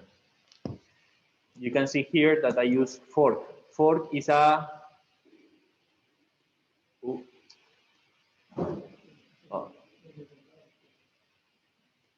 Fork is a repo Git manager that you can do it visually. For example, for me personally, it's easier to understand this than this. And we have the same. We can open repository, we can clone a repository, we can do everything visually. By default, in Windows also comes Git Bash and Git GUI. Git GUI will be this little guy. So for example, I can open the repo.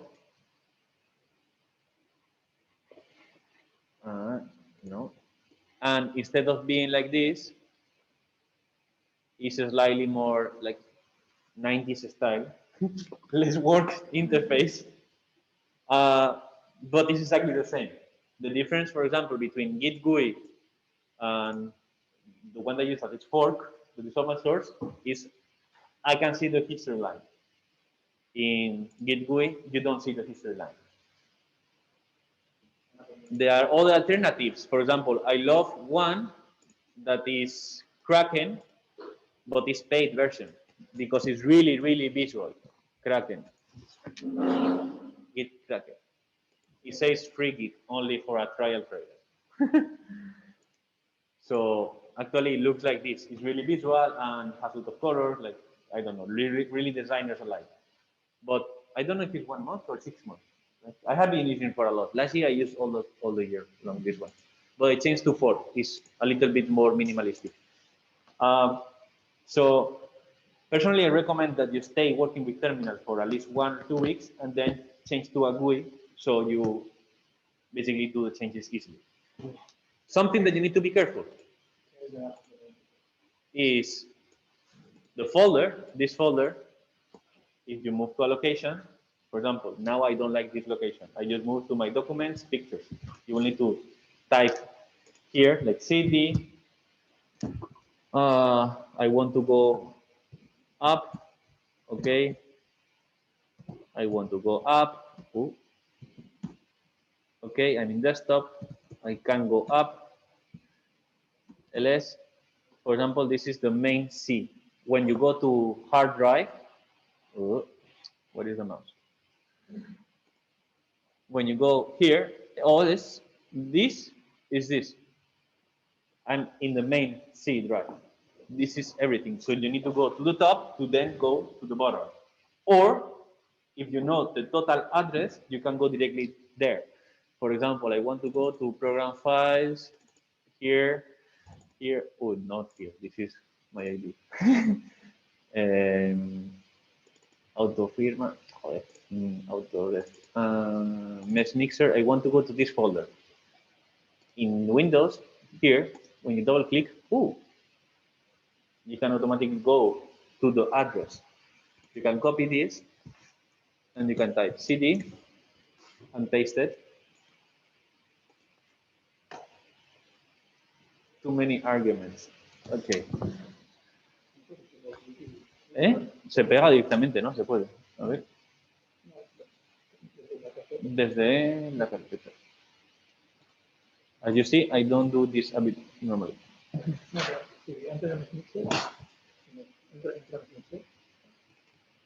Aquí dentro, right click,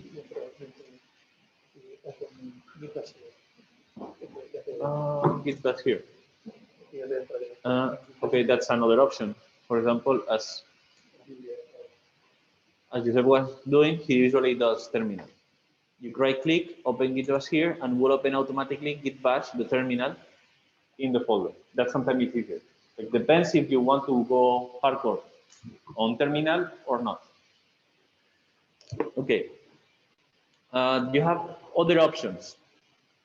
What option? More options you have? Text editor. For example, let's open a HTML file. HTML file, haha, direct.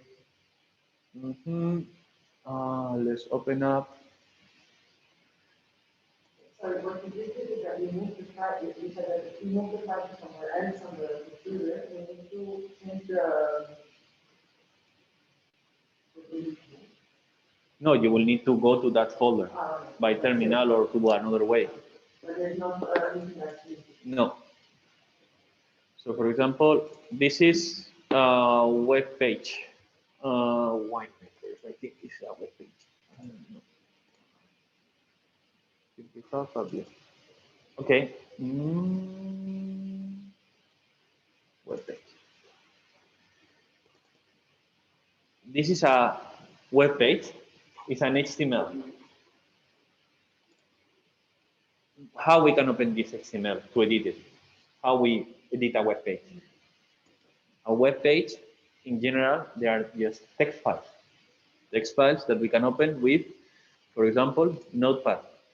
This is the most annoying way to work with a text file because it's plain. It doesn't have any visual help.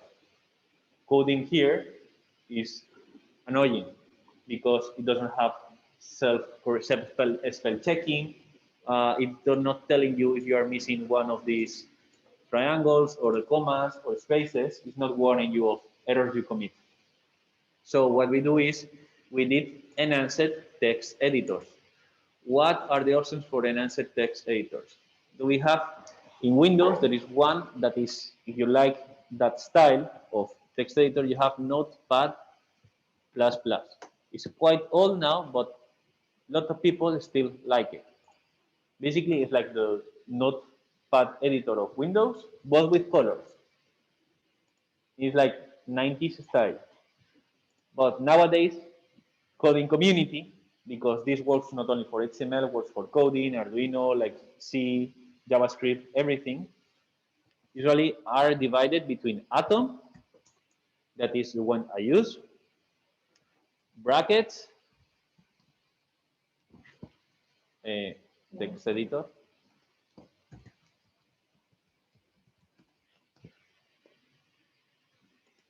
that I see actually a lot of people using this one in Mac in general. I don't know why. And basically, they are enhanced text editors. And there is more. I don't remember. Oscar uses another one. Huh? Sublime. Sublime is quite good, actually.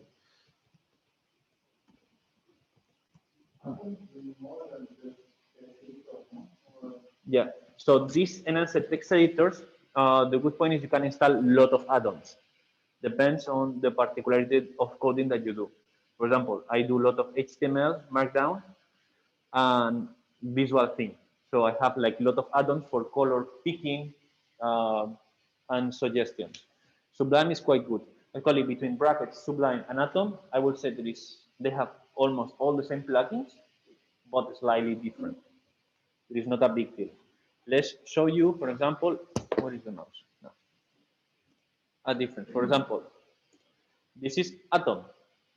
I have added this extension. That is, I can hover and see the whole text in small. I can also open up, if I open this HTML, for example, I have HTML extension added to color things. For example, what is the CSS? CSS. I will show you this after it. So in theory, why is not now? I have added an extension to color the color code with a real color. So actually I can see clearly the color that I have in the page. So I don't need to remember that FCCC0 is yellow. So for example, so we recommend you to install Atom or Sublime or Brackets strongly, because also you can code here. For example, I usually code Arduino here and then upload it directly. I don't use the Arduino either. Another thing that these enhanced text editors can do is you can actually use them as Git manager. For example, here we have Git.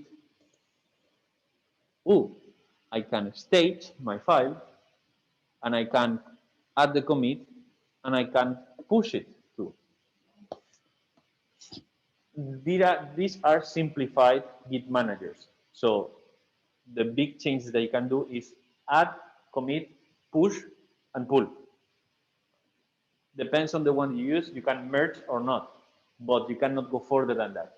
This is for like day around working, it's good, but it's also good to either go through terminal or to a dedicated Git manager in order to add things. For example, I never use this one. Personally, I think that they create more issues than actually the problems they solve. Yeah. For example, it's exactly extension or plugins. I have all these installed. So for example, a lot of times I'm working in this HTML and I want to see the changes, but I don't want to add the file, commit the file, push it to the server, wait that it assembles, and then check it. I can build it locally. So I can preview HTML and I can work at the same time in the code that you see, for example, right now as, this is a bug in the plugin, doesn't work in the second screen. Interesting. I can preview the web page without actually uploading everything to the server. You have like packages to get bored. For example, this is to write scientific papers.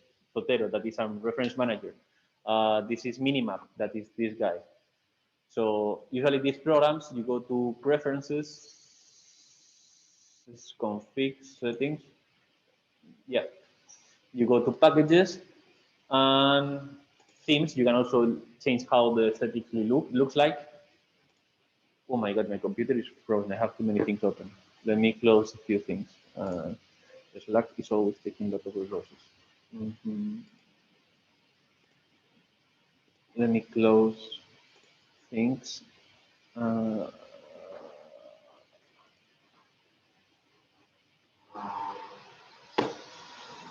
I hate Zoom. So you go to packages, for example, you see community packages. Atom Beautify.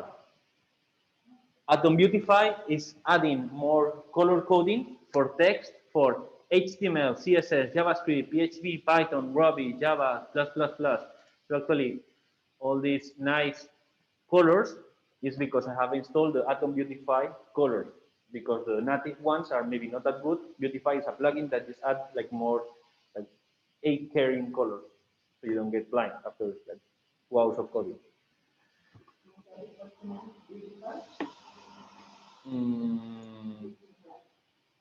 Beautify, yeah. If someone uses Visual Studio Code, does the same. Yeah, also Visual Studio is another text editor with steroids. Yeah, actually, I think I have it installed also. Visual Studio Code, I also have it. As you see, is all of these files are basically, they are text editors, and if I launch it, so for example, you see it's slightly different. For example, Visual Studio does in this way. So actually there is no good answer which one is the text editor that you should install. Like, we recommend you these 4, and then choose whatever better suits you.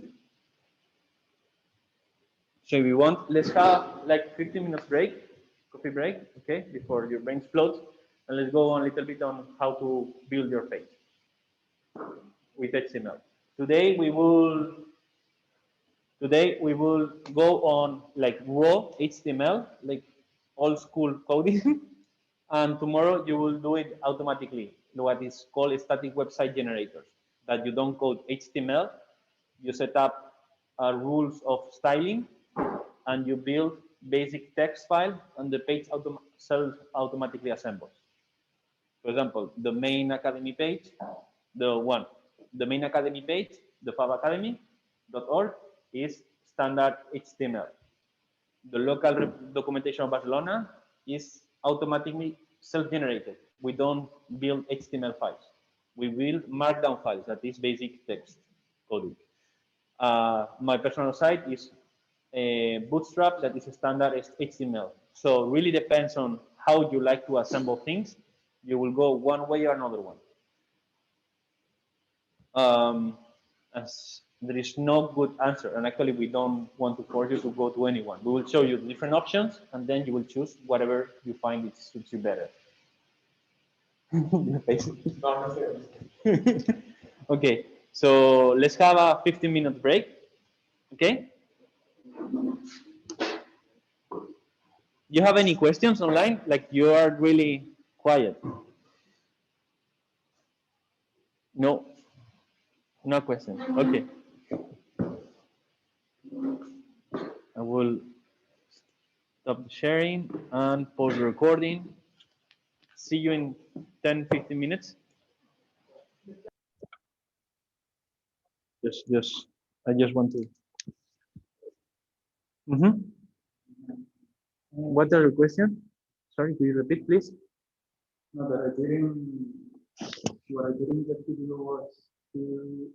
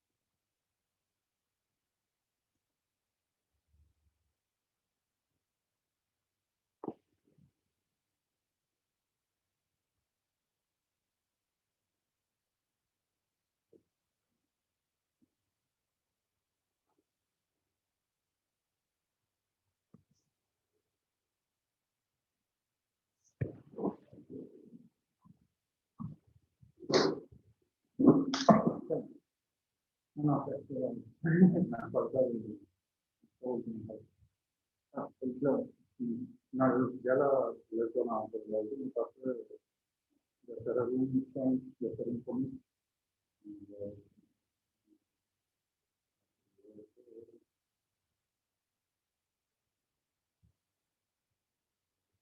Okay, down to the community.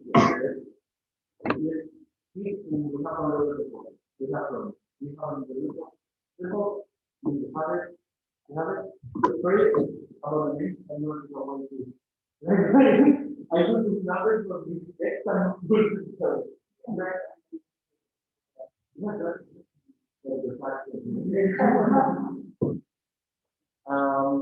so now let's. Who has ever touched a little bit of HTML? Oh, well, okay, but that's good. That's already a huge start point. So how the web works? Woo! So as I stated before, like the text, this is in Father local guides, example, basic structure. I'm going to be opening HTML files and show you both at the same time, like the indexed, recognized, and the text. So HTML file, this is a web page. It's the worst web page that you can do, or the simplest one, but this is a web page. So let's go and show you here. So I have a lot of folders. You don't need to worry too much about this. Guides, code, assets, HTML class examples, basic structure. Let's open up this. Open with Atom. Can I open this Atom directly? No, I will open Atom.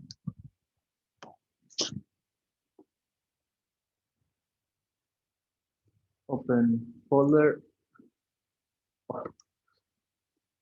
Thank you, Atom. I'm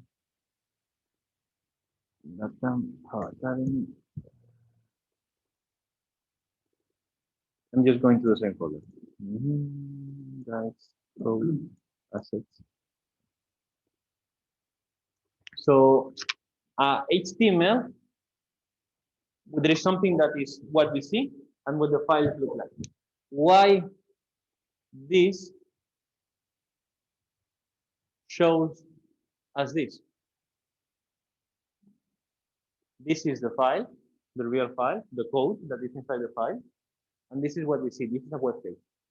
So HTML is a type of extension, type of file that browsers assemble because there has been some international conventions on how code is related to different things and styles.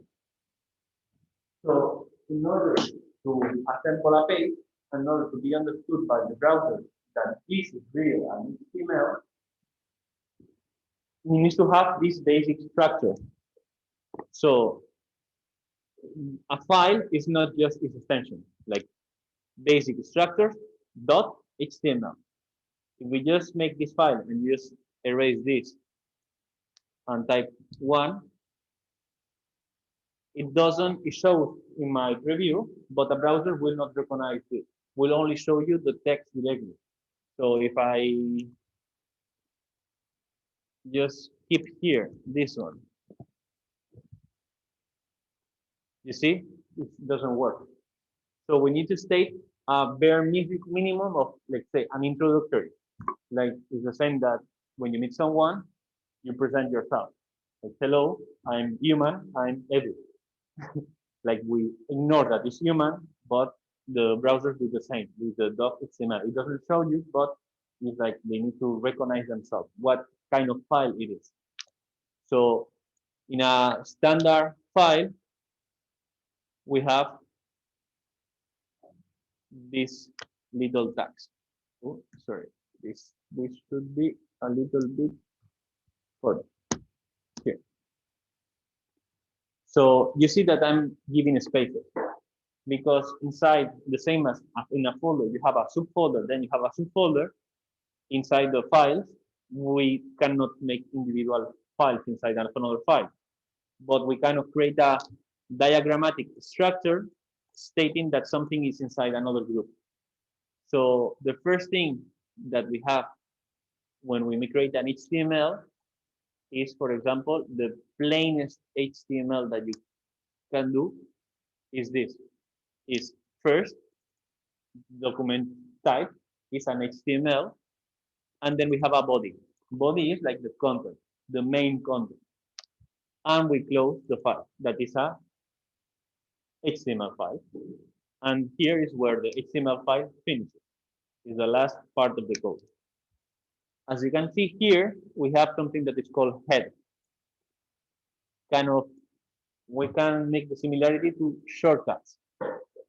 So what are the shortcuts or the tags of identification for the browser to recognize what kind of document it is? You're using characters with typography UTF number 8. It means it's in like Latin characters. And we can set up description and what is the content. The content is our basic web page. And it's a document type and created by Fala Barcelona. So also keywords in description, when you, for example, Google something, like Google for like funny cats, you know what is indexing? Like what the browser does, like the Google search engine does. Exactly.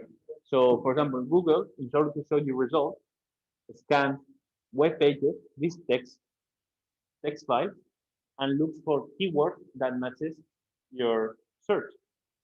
But actually, the first thing, it cannot track endless millions of super long text.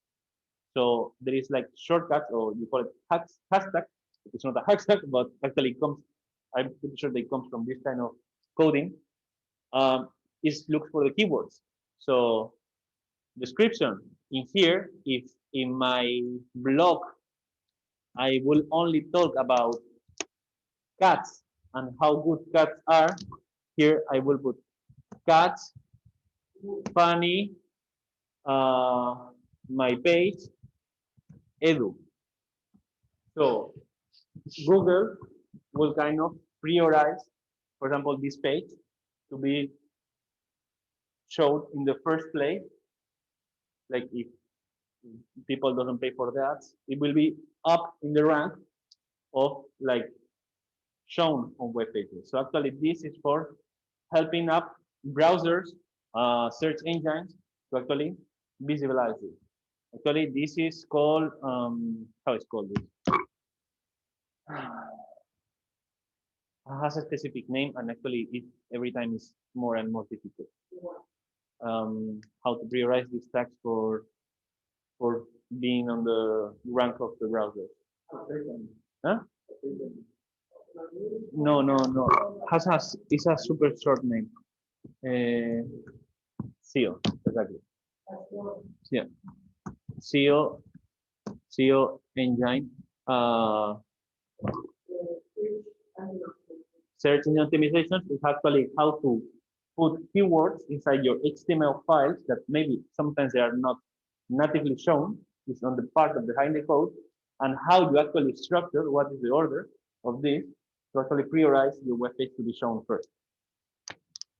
So this is actually what this, I don't know if it's scientific method or not, but how they do to actually put first on the ranks web page.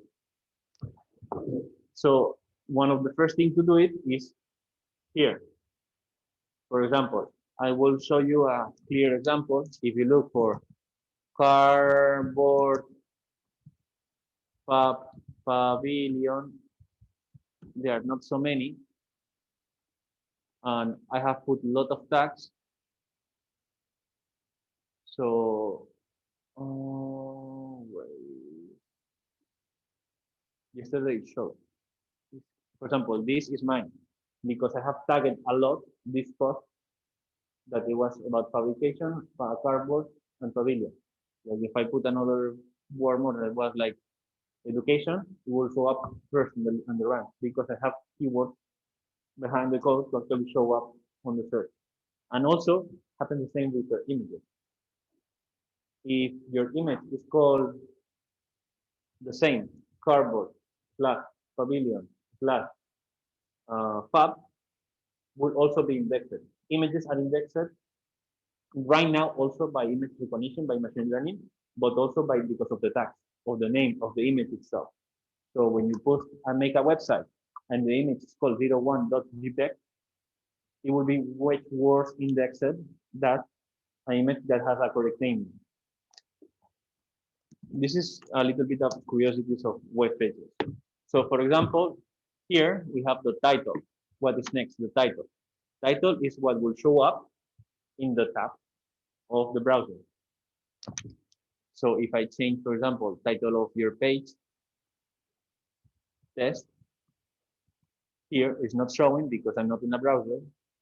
But if I open this, that is right now is in local repo. Let's open up this. I can preview this one. Test. We can see here. So the page is updating. So for example, in order to code a little bit of HTML, you can do atom, sublime, or brackets preview. That not all the time is perfect. The preview is not exact. It's a raw sketch. Or you can just enter on the page and open up with the browser, and it will preview. This is a plain, what we call plain HTML without styling. We have other slightly more advanced HTML, basic items. For example, here you see the preview is from the previous document. We need to close this and open it again.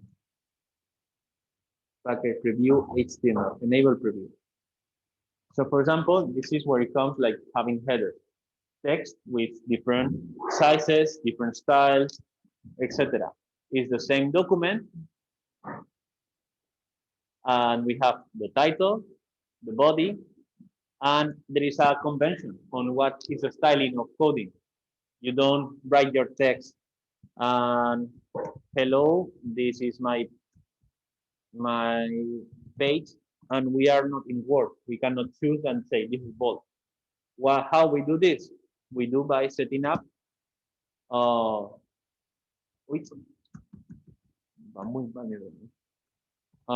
setting up this. We open up with H1, we put the content, and we close the H1. That is the header one. Header one is the maximum priority. It will be the highest index and with the highest scale. Then we have header 2, header 3, header 4, header 5, and header 6.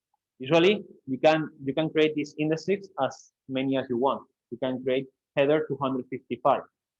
But it's you who creates the style and how it looks. Would you remember 255 styles? No, usually you have conventions. That is, we usually create 6, 8, 10. Usually there is no pages or correctly written pages that are more than 6 styles. We have P, that is plain text paragraph. That will be this one. Then we have lists.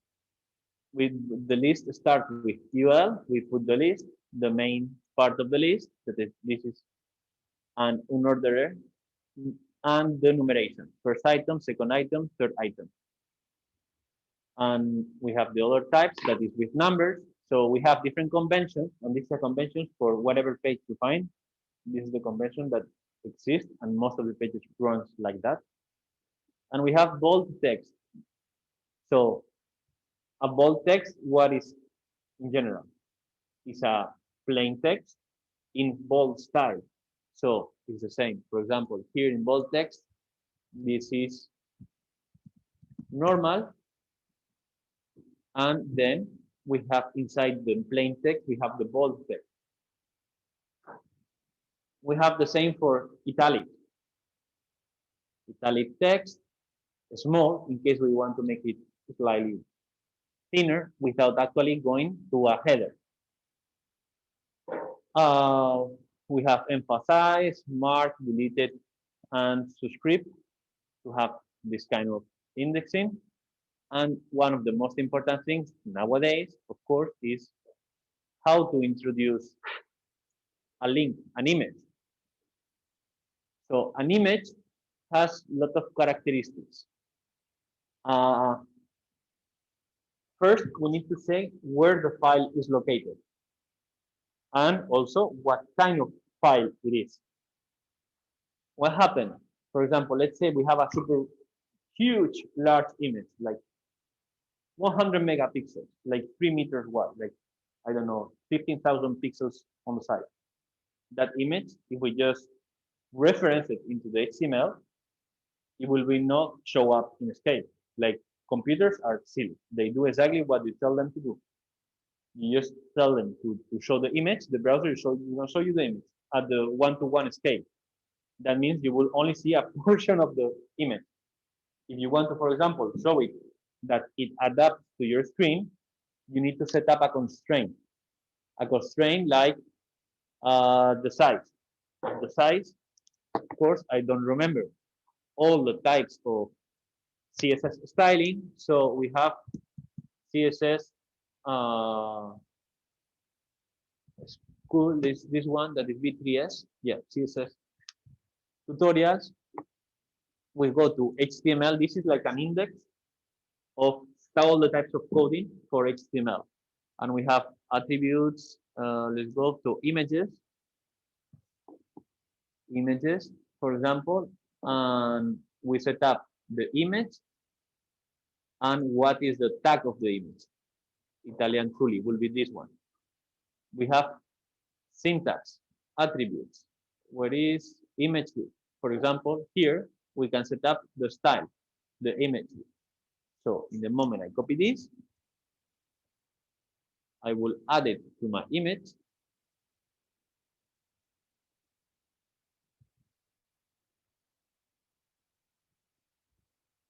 And this is not okay.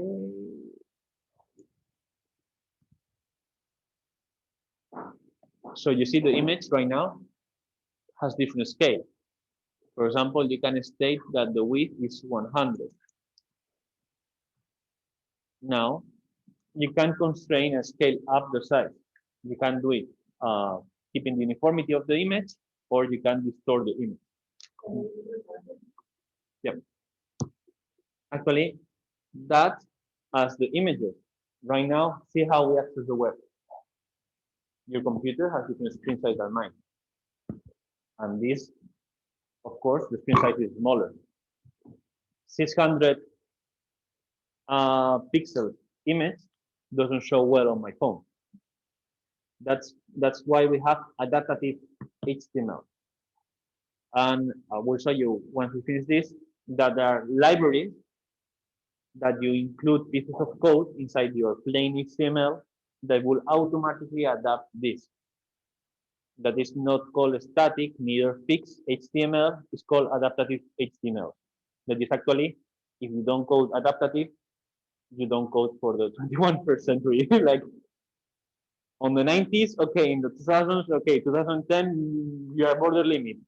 2020, you don't code adaptive for mobile devices, you are out. It will not show up well. So you,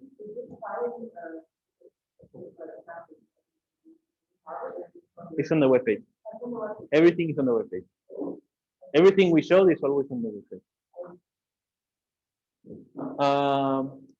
And so the link, for example, right now, images, this image, where is this image in?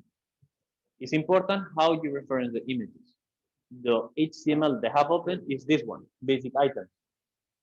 Happens the same that with Git. When you open Git, you need to go CD, folder, the folder, and the folder of the repo. HTML file that is referencing something needs to look for the image that you're telling to look for. So for the HTML, the main location, its the main location. So for this basic HTML file is 0. And if you want to look for images, like here, you need to create a folder that's called images. So actually, when you open up HTML in general, if you don't load any pre-made web page, usually there is a list of HTML templates, a folder of images or assets, depends, usually it's standard conventions, and CSS, that is styles. We will go in a few minutes.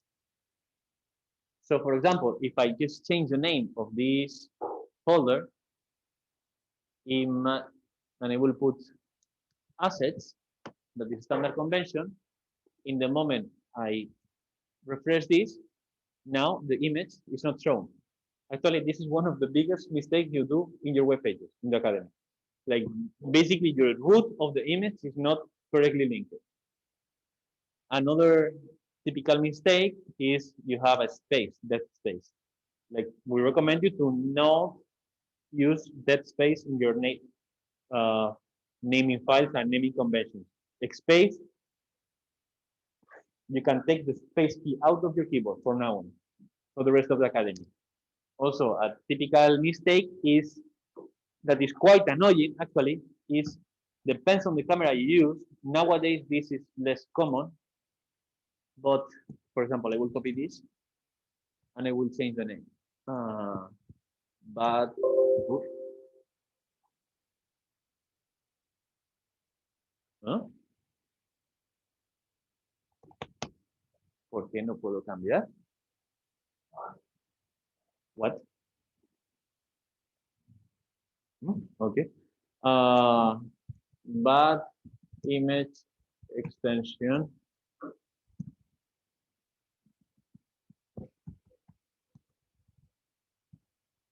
Yeah. For example, lot of cameras gives extensions in capital. A capital extension is not shown in a browser. It's so silly, but actually it's weird because if you check to see it locally in your computer, for example, I will copy this and just put it on the bottom. I changed the link before, so it's called assets, no? Assets. Now the image should show, yeah. The other one is not correctly, so it's okay. Assets, okay. Both images are shown. I'm just referencing the same image. And I will copy all the text. Copy. Okay. I'm just copy because it's the way I use to don't make any mistakes. Okay. I save. You see that image is shown here, even if the section is in capital. Yes, but it's not the same opening the HTML locally on your computer that making index to the server and the browser.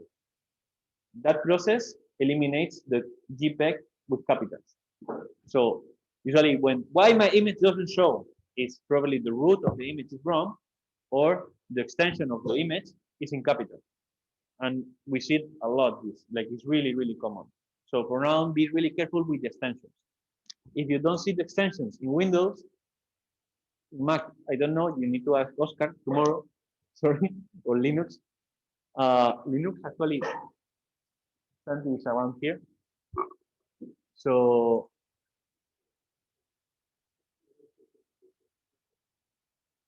¿eh?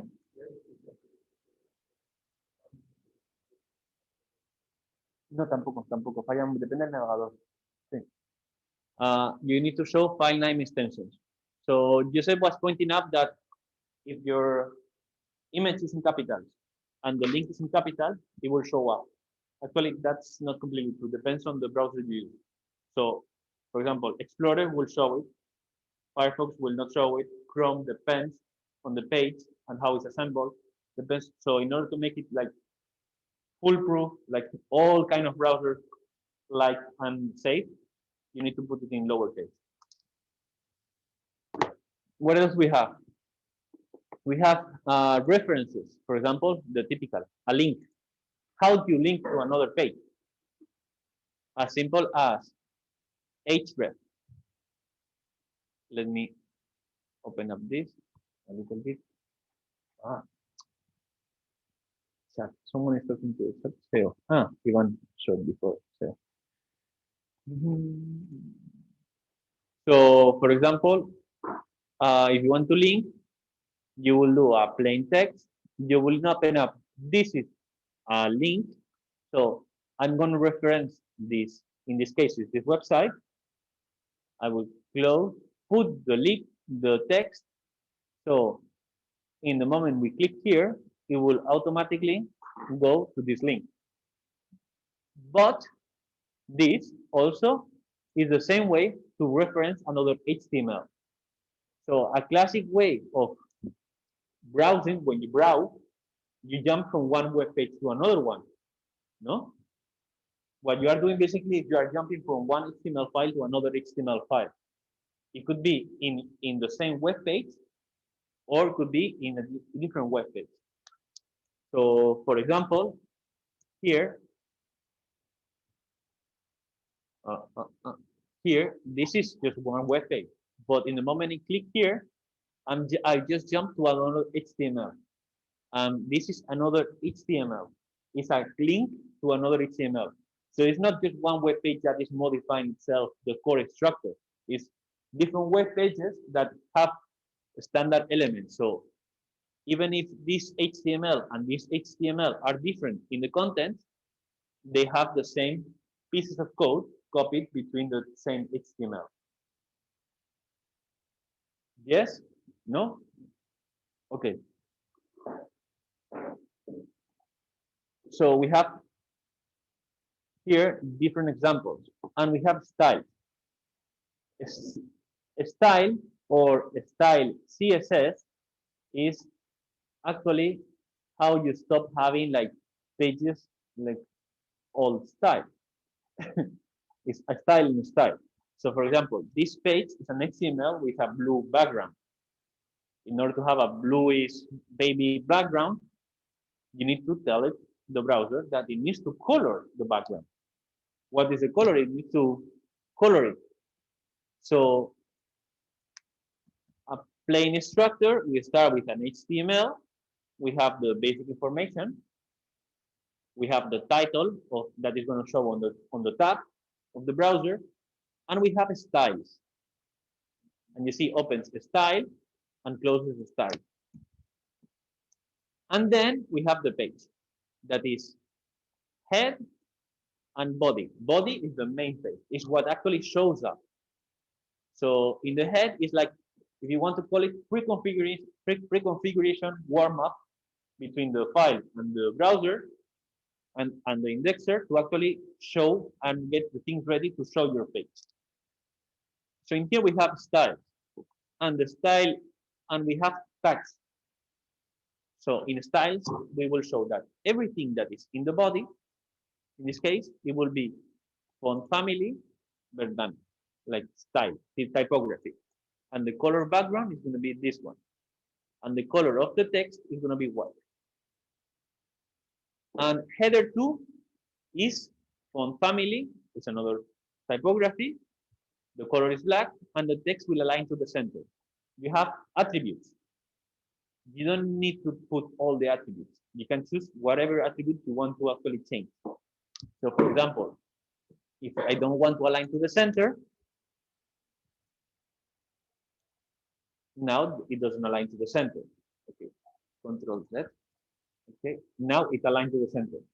So by what is the defect? It's always to the left, to the bottom, black, and kind of Arial typography. Hmm? Where are the fonts? The font, very good question. The fonts are indexed in the internet. No, you have like a basic set of fonts that are like commonly shared through all the providers. For example, there is something that's called Google Fonts that has the API.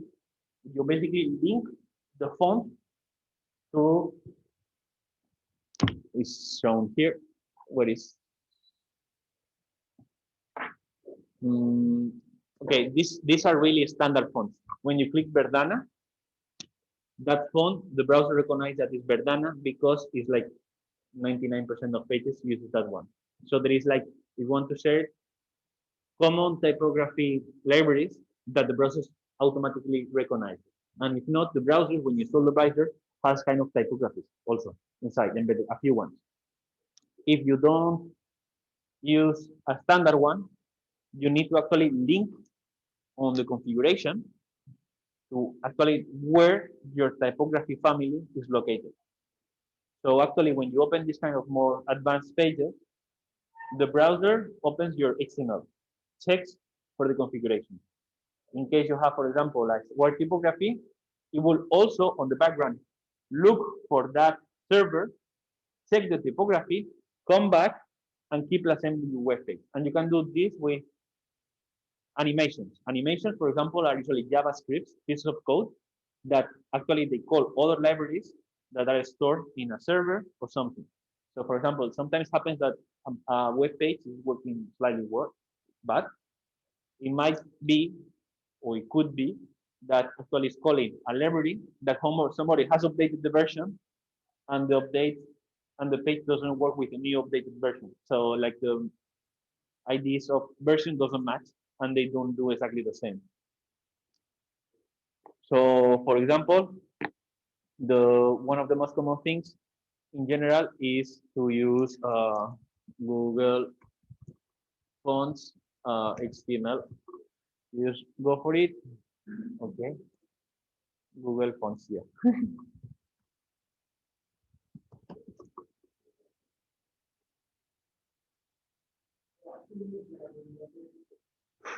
And you have the API on which one you need to call.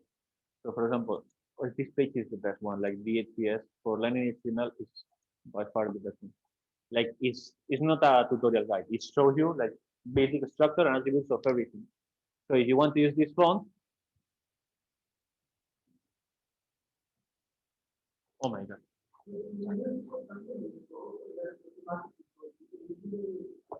You need to put like this, a link to the Google API all based on that font. And you need to put the family of the font that you are using.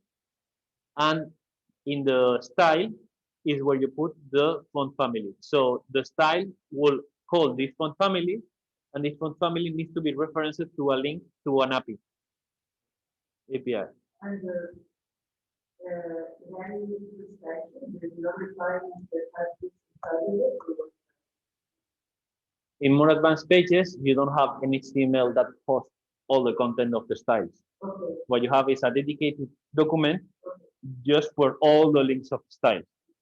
For example, I will show you, if you want, I can show you my page that is bootstrap, is adaptive, and like has all the types. I have 2 documents that are like 5 pages just with links for animations and things. Yes?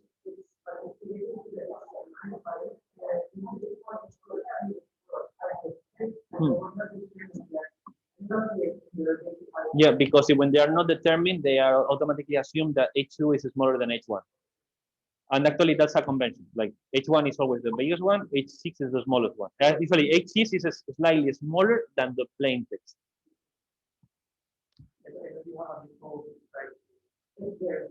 Yeah. So, for example, here we see something that is, sorry, I'm used to this, but people online. So we have this. H2 is not stating any background color. So by defect, it will assume that it uses the same as body. Unless you state an override, because it's a class inside a class. It's a category inside another category. And the minor category, the one that is deeper inside, has priority over the big one. So for example, if we have the yellow paragraph and we state background color, even if the body is stating that we have blue, this has priority. And we will color the background. Happens the same, for example, if we just copy this and just put it also into H2 because we want that header 2 has also a background color. We prioritize whatever is inside.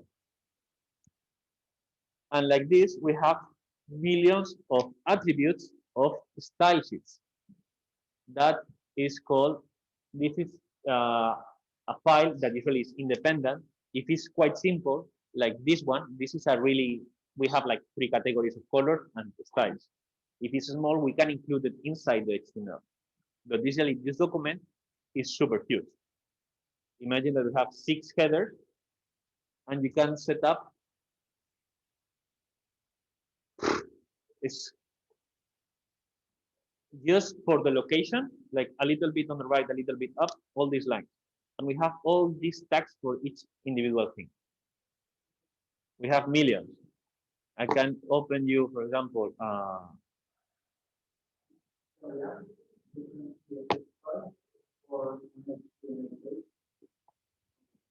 yes. For example, this is my page, my personal page. It's a little, so I have a lot of HTMLs linking one to each other. So I have the index. For example, this is HTML will link to one CSS. And this is a JavaScript that goes automatically to another page. This page has a CSS. When I go to workshops, I go to this, I'm just wanting to have another HTML. I click here, I have another HTML, and this HTML has another CSS. So actually you can make, this is a custom. You can make it as big as you want and complex as you want. There's a problem. In the moment you start having like a lot of CSS linked between each other, you need to be sure that you can always first, if you are here, how now I can go back to the first index, the first image. So interconnectivity between the pages is important. So you don't need to do this. This actually user-wise, this is the worst thing that you have to do. Click back. So for example, this, if I scale it, you see how the images are uh, are, are being transformed, and they automatically scale down. Depends on what you are doing. So now the page is, for example, font light, up and right. So this is called a adaptive web page. So the style sheet of this, for example, I have a folder just for the CSS, and I have all this. Custom. Let's open this one. Open with. Okay. It's open this one. Well, which one? This. You see that I have a font inside a font in front. For example, this is the CSS for configuration for all the different types of sub-indices.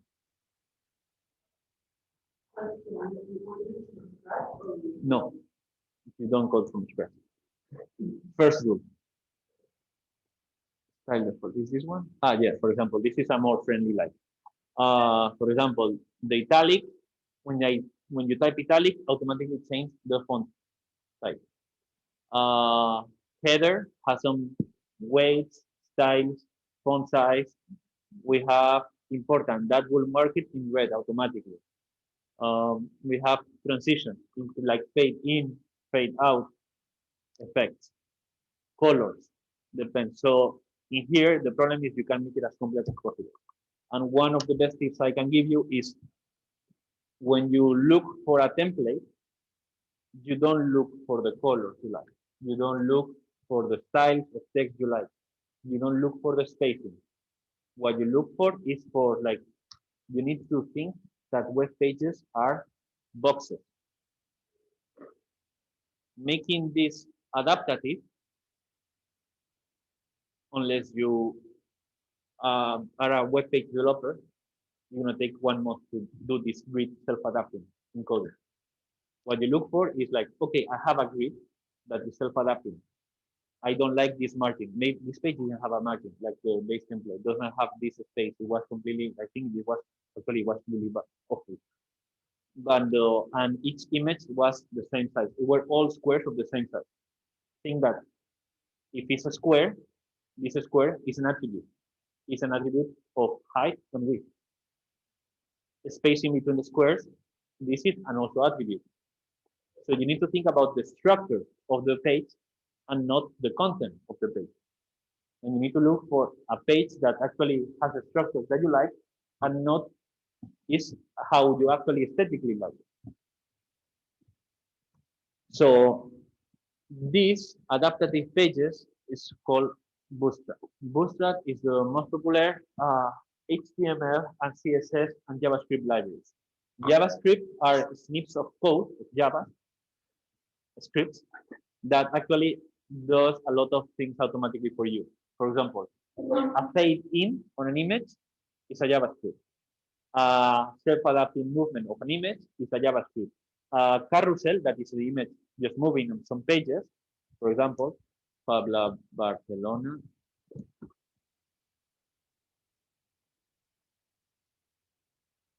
So every page that is automatic, like that is moving, like this is a snip of code that is doing this. This is not just plain HTML.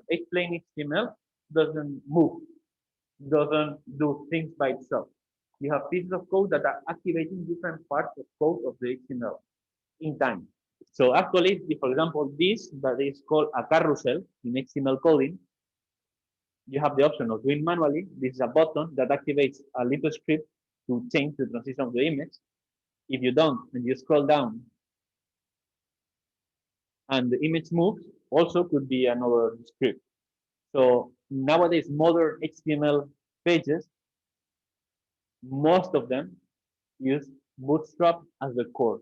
We call core engine because that's already the one page with thousands of links for all the scripts. And you just use and activate the one that you want. You don't use all of them. So for example, you have seen my page. My page has the Bootstrap. Of course, I use Bootstrap. And if I open Bootstrap, open, please. So for example, you see this WebKit box sizing content box. This is calling the script or automatically adapt the box size. And where are these things? Usually it's in a big folder that is called GS that we have all this. For example, the main core, this is carousel, the one I was showing you the image rolling. This is just have an image rolling that. This is the script for having the image rolling. You don't code this. You use presets of code already done. Actually, this is the first rule of coding. You don't start from a white piece of code. You start with something and you modify in general. So let's close a little bit this. Custom CSS. Style. Don't say. Okay, so in Bootstrap, this is as it's a database of scripts. Sometimes it's a little bit complicated to understand. Like this is if you are a web page developer, is here is where you address to take some snips of code.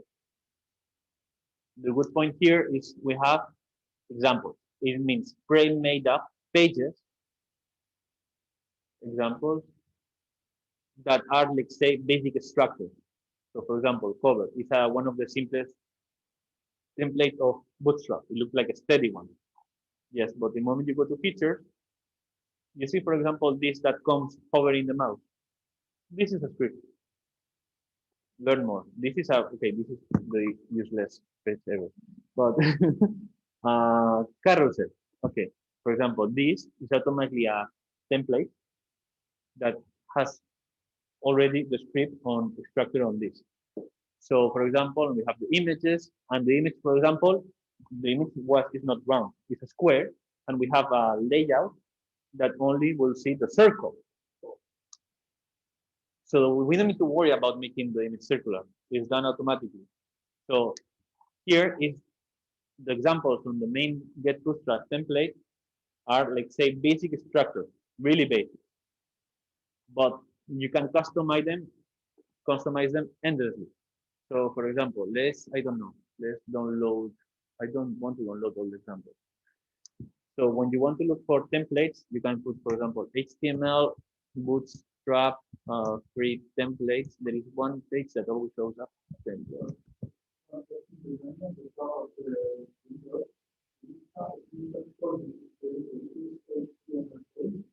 Yeah.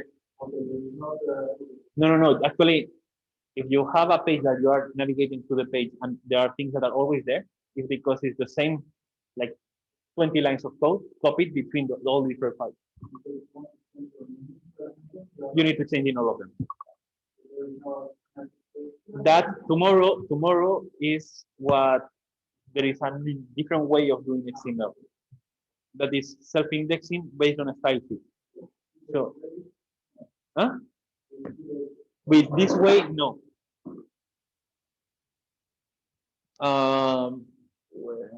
Team Baron, for example, is really light, is really good. Color Lip is also a good source for templates. Temp Fisher. I like Temp Fisher. Why I like Temp Fisher? Because the pages here in general think that this is made up pages that you can modify. But how you code it and how you organize the elements, the file, could be really messy or could be clean. So some templates are super messy, and if as they are messy, it's really difficult to understand what is what. Vamos a buscar. Color lip, no, esto no. ¿Te acuerdas aún la que enseñé un año, el año pasado? Sí, HTML5 app. Yes, exactly. This page responsive. When I say adaptive, it's speaking wrong. It's called responsive. For example, this is quite good. There are not that many options, but the code is super clear and it's tagged, so it's easy to identify the elements. I'm just recommending things.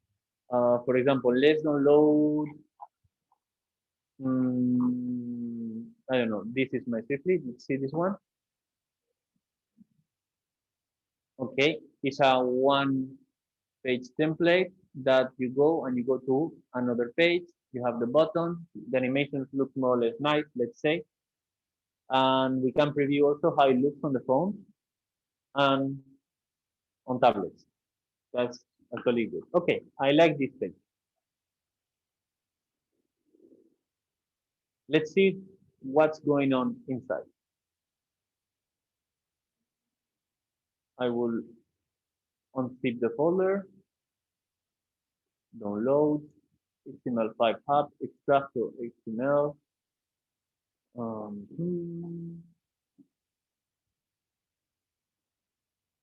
Okay, it's a good start.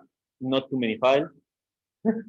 Believe me, but you don't want to start with too many HTML. So I will open up this folder completely in Atom. Open folder. This is a bug from Atom.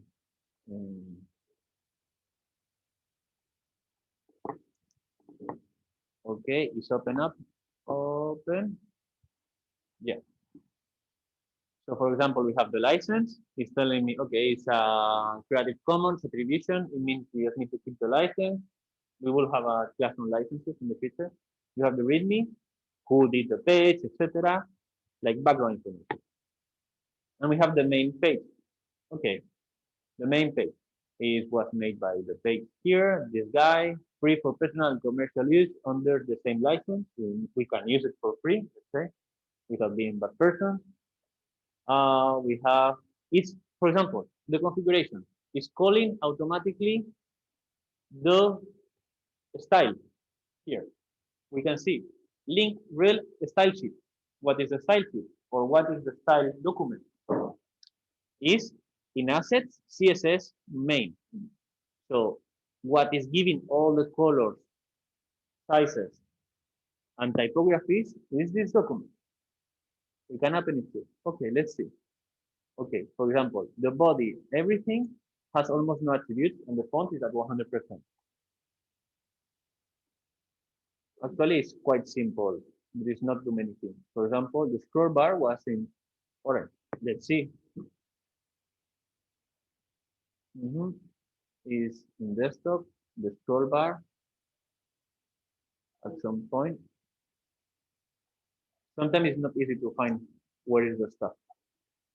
A screen, for example, body has this color. But the body has a background, so we don't see the background image. The font family is this one. This is the other font family. On weight, for example, the text. Let's reduce the text. And the best way to do it is open up my local copy so we can actually see it. For example, massively, you see this color? Let's say we want to change it. There are two ways of changing it. You can look for the color automatically in the CSS, a little bit annoying sometimes. Or, for example, I have an extension here that is color picker, and you can choose the color and it will tell you. Or another good tip is you go to Tools, Web Page Developer, Inspector. And in the moment I hover over this, if for example you see the classes, when I click here, it's telling me this is in this class. Oh, this is the bad one. Why not working?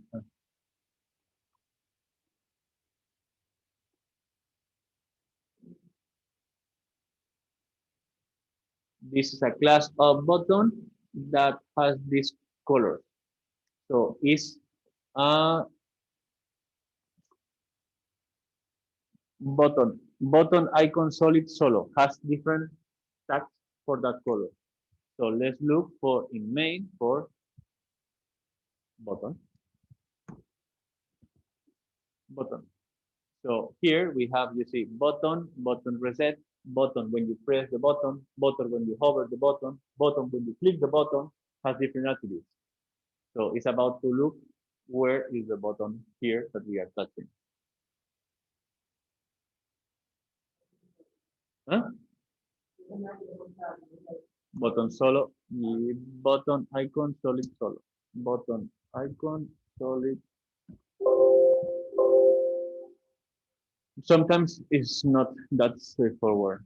Depends. This is when I say like how assembled the page is on the background, like the engine, it's really important because some pages are a nightmare to look for elements, or ones are really easy. Yes. Buttons in general are a little bit annoying.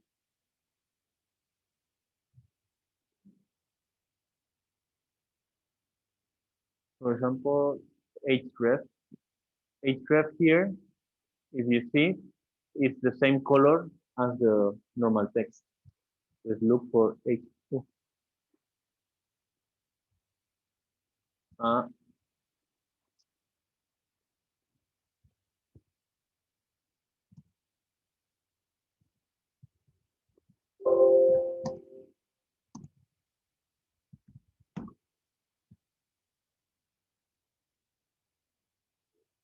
for example, the color of the U links is the same. We could actually change it to another one. For example,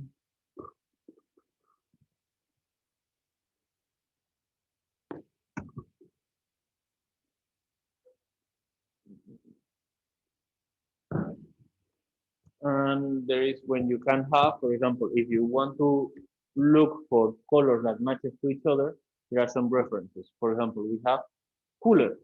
Adobe, would you type Cooler? It shows this. Adobe Color is a color guide for building HTML web pages. So they give you the color. So for example, let's explore the trends of 2021 or color for building web pages. Explore.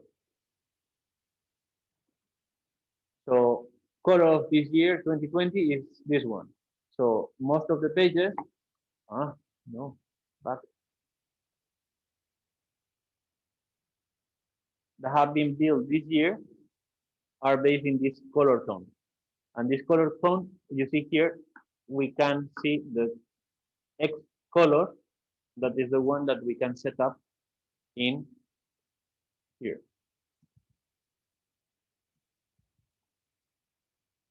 So I have saved this. In theory, the page should have changed the color of the links in the local one.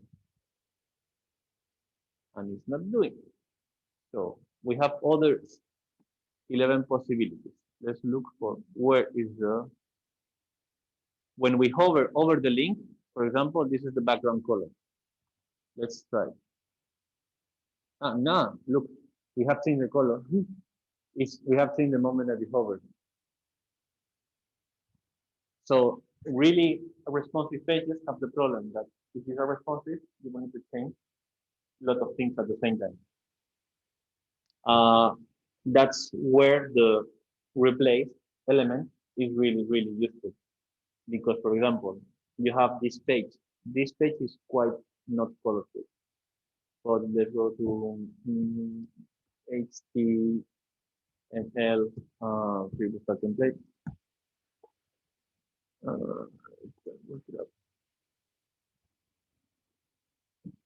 I like this one. It's super easy to change.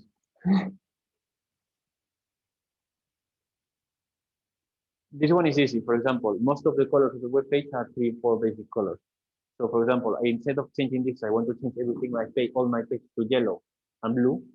I just look for this color in the CSS with the search engine, and I set up, instead of using this color that is white, I'm going to change everything that is white to, for example, this. And it will go clack, replace all. And that's how you kind of automatize and lighten up and speed up things. For colors, it's really easy on the CSS. For styles, depends. If the CSS is huge, like this one, depends. Some pages are quite straightforward to modify, some others not. But where you build the content is always in here, it's in the text. And that's are the parts that are white. For example, this is navigation header. Navigation, it means the top part. That is, where is this? I need to close it. Navigation is these links are the navigation ones. So this is where we have. And for example, we have the icons also. Where are the icons? Probably they are here. Yeah. So these icons, we can change them. That is called fab icons in general. Fab with V, not with V. V. So we can change, for example, icon brand of Twitter. I don't have a Twitter and I don't want to link my Twitter account to my Twitter account. I will change it by hashtag. For example, instead of hashtag, I will put Google. Have the Google. I will change this link here. Okay, I save. I will refresh the page. You need to refresh it, and I click here. You see when I hover, goes to Google.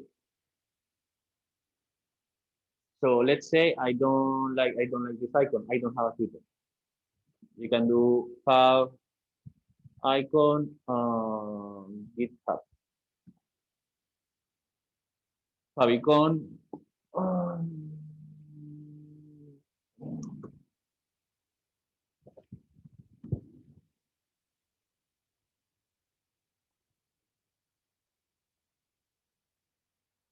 I know Favicon. Icon.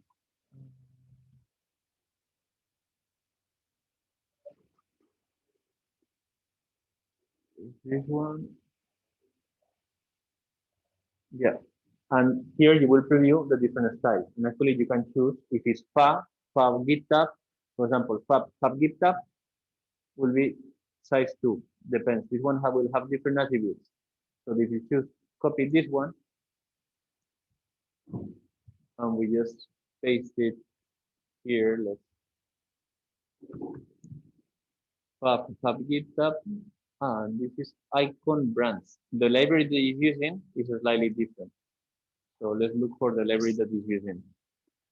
So style sheet, assets, not script, preload, all the libraries of scripts of JavaScript are always on the top or the bottom or on the footer. So this is the whole page here. It uses main JavaScript, record, blah, blah, blah, template, icon brand. Let's just copy this one directly. Oh, look, it was here. Was already set up. But let's try to look for another one. Most of the icons for favicon are font awesome. So let's look for another icon and let's change it. If it works because it's going so slow. I want to put this icon. Oh, this is page. Oh no. Fab icon. I will go to the top where it was Twitter. Twitter was here. Oh, fuck Twitter. And I copy what I didn't want to copy.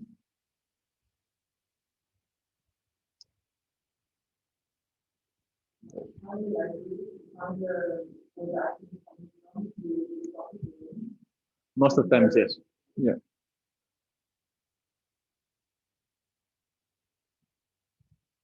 Okay, let's ignore this. Let's save and let's try to preview. Again, massively. This is the local copy. As you see, it's not working. So instead of showing the icon, it's showing the name that is behind. That is in case. Icon brands. Let's try later this.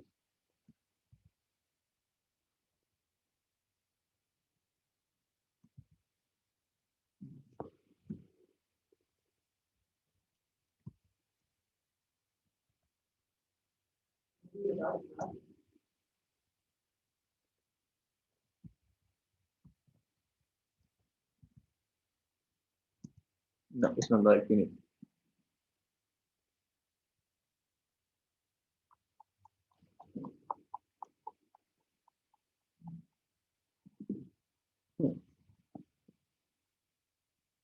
But I class comparison.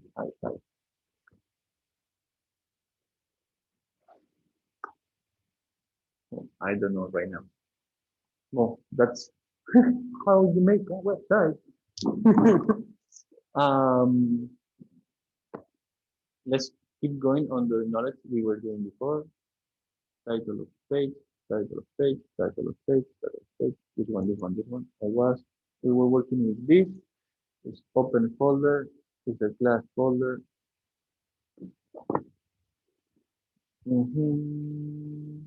About Academy 21. Local docs.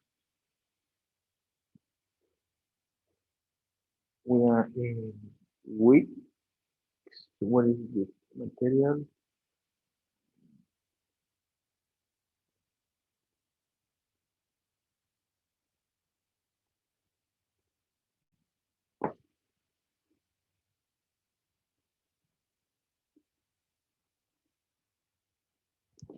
So, for example, in the page,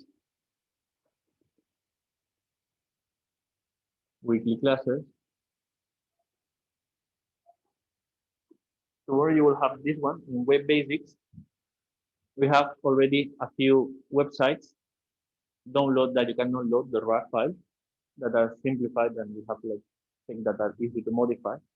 For example, simple web basics HTML template is this one. For example, is this one. It has quite simple page, but it's good to modify and easy. Enable the preview, for example. Warning.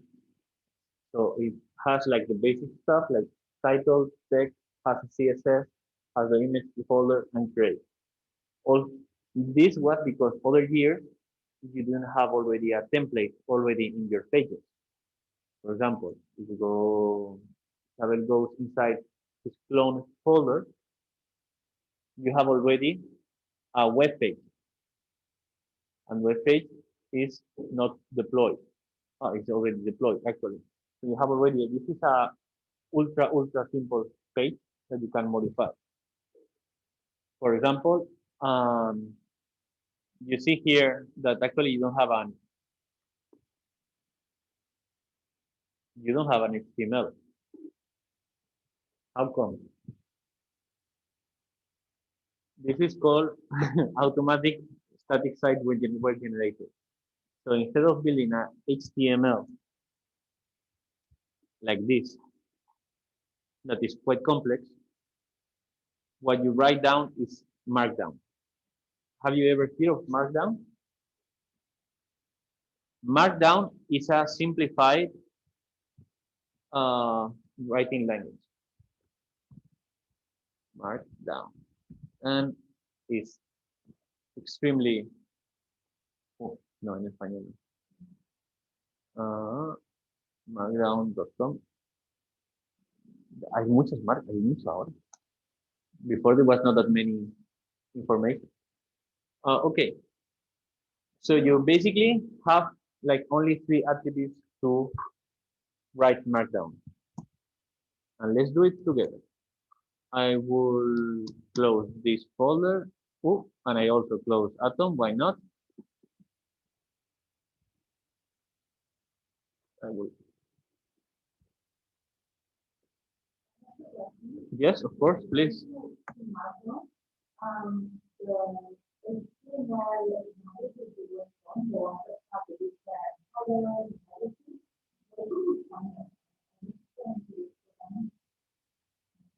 And when you write in Markdown, where do you find the other?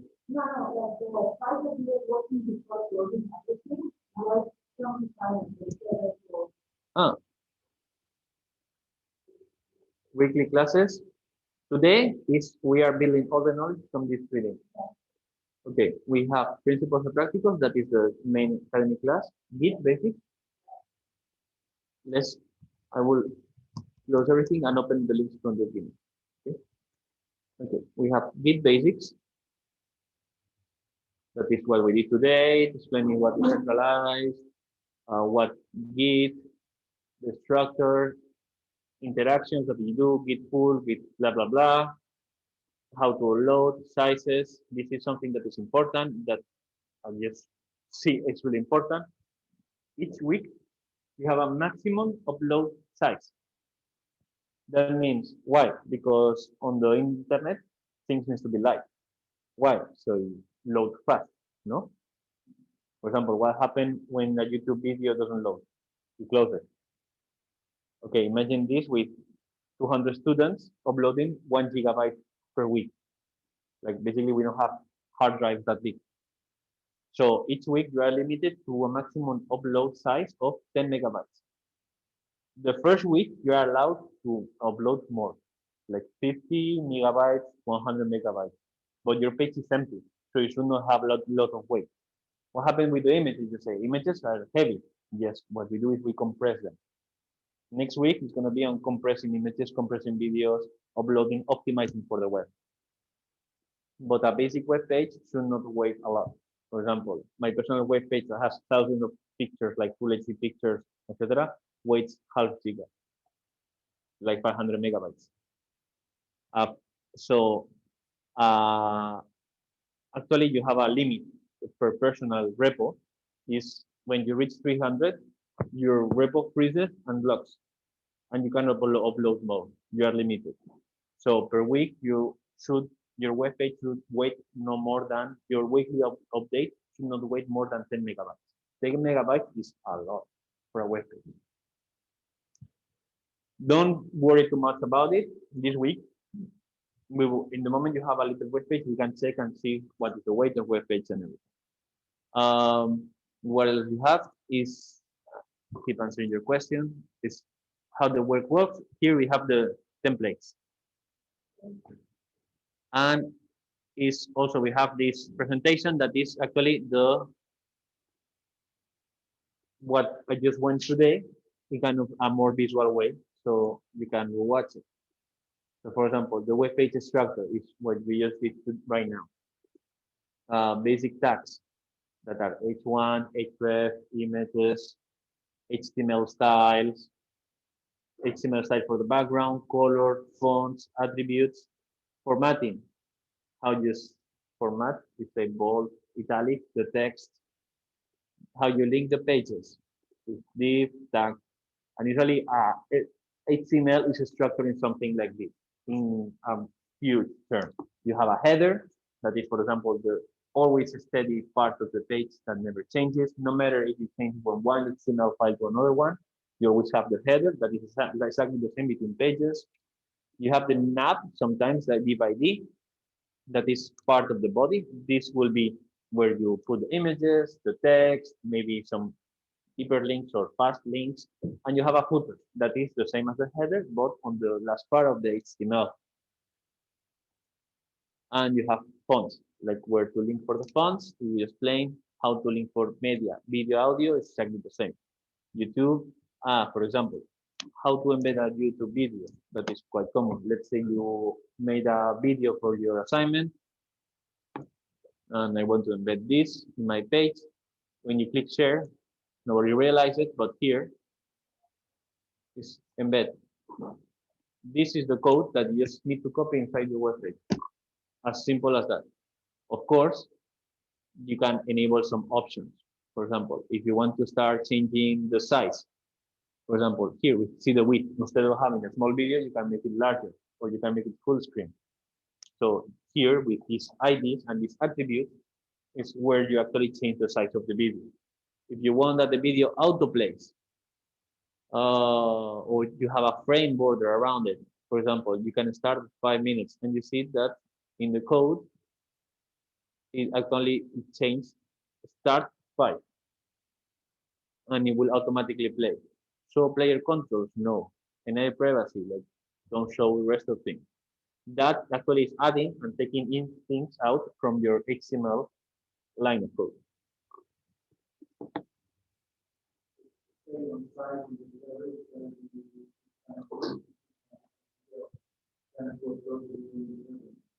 Exactly.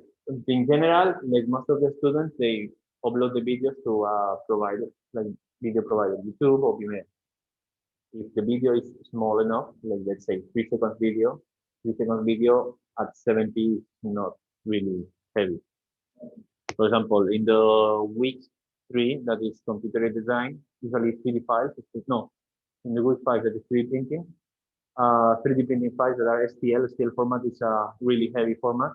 Usually that week, nothing says anything if the weight of the week is 50 megabytes. Because we understand that the files of that week usually are huge.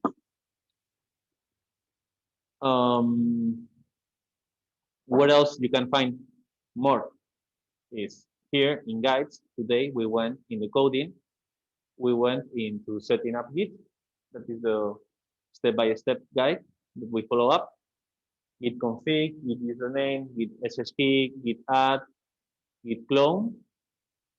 This is something that I added yesterday. That is the most used command along repo. For example, in case you need to remove a file, you can do it like this. You want to check something, status. Or in case you didn't uploaded your repo, link, this is for you, in a lot of time and you are out of date. It's git remote, git fetch, git merge. Probably you will need it. And tips.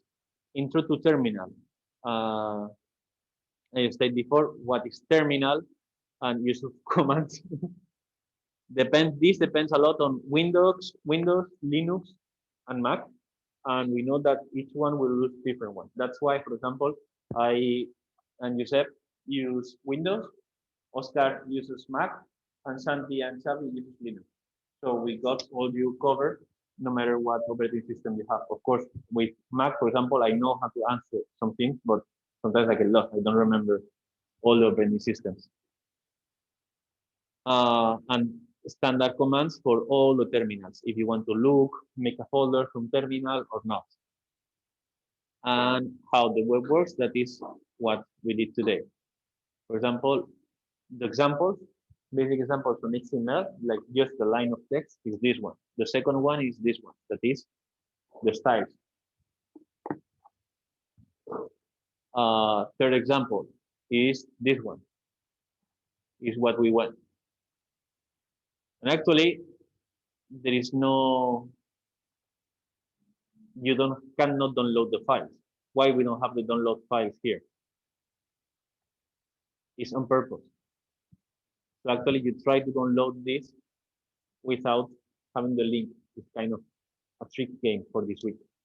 So if you want to actually open this, download this file so you can open it in your note editor, you need to look for, okay, how can I download this file? Really as simple as save as, save link as, download or copy download location, for example, and you automatically download the HTML. With this HTML that I just downloaded, I didn't click the hyperlink, I can open it Did I? Estoy muy con esto. ¿Dónde está el HTML? Don't know whether I saved the file right now. Downloads. I will do it again because I don't know where did I save. Save link as in desktop. Okay. Zero. Here. So for example, I just downloaded the file that we were showing before.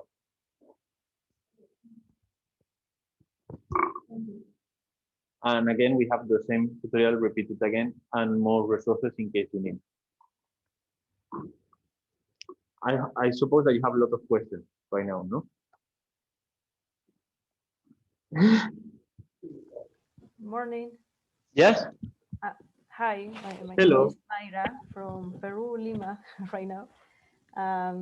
Well, I have a question. I use Visual Studio Code, Yes. and I don't know if it is okay or I need to use. Feel free to use whatever like text editor you want. Visual Studio Okay. is really okay. Okay, because a few days I could download these programs and I used Git too, and together I can write the codes. No, I think it's a little difficult, but I practice with this program. So that was my question. Yeah, you can use like we have here that some people use not even an asset text editor, they use notes like notepad and just code raw. Like really depends on each one. Okay, thank you. And I think 2 years ago there was one that they didn't even have notes, did everything through terminal.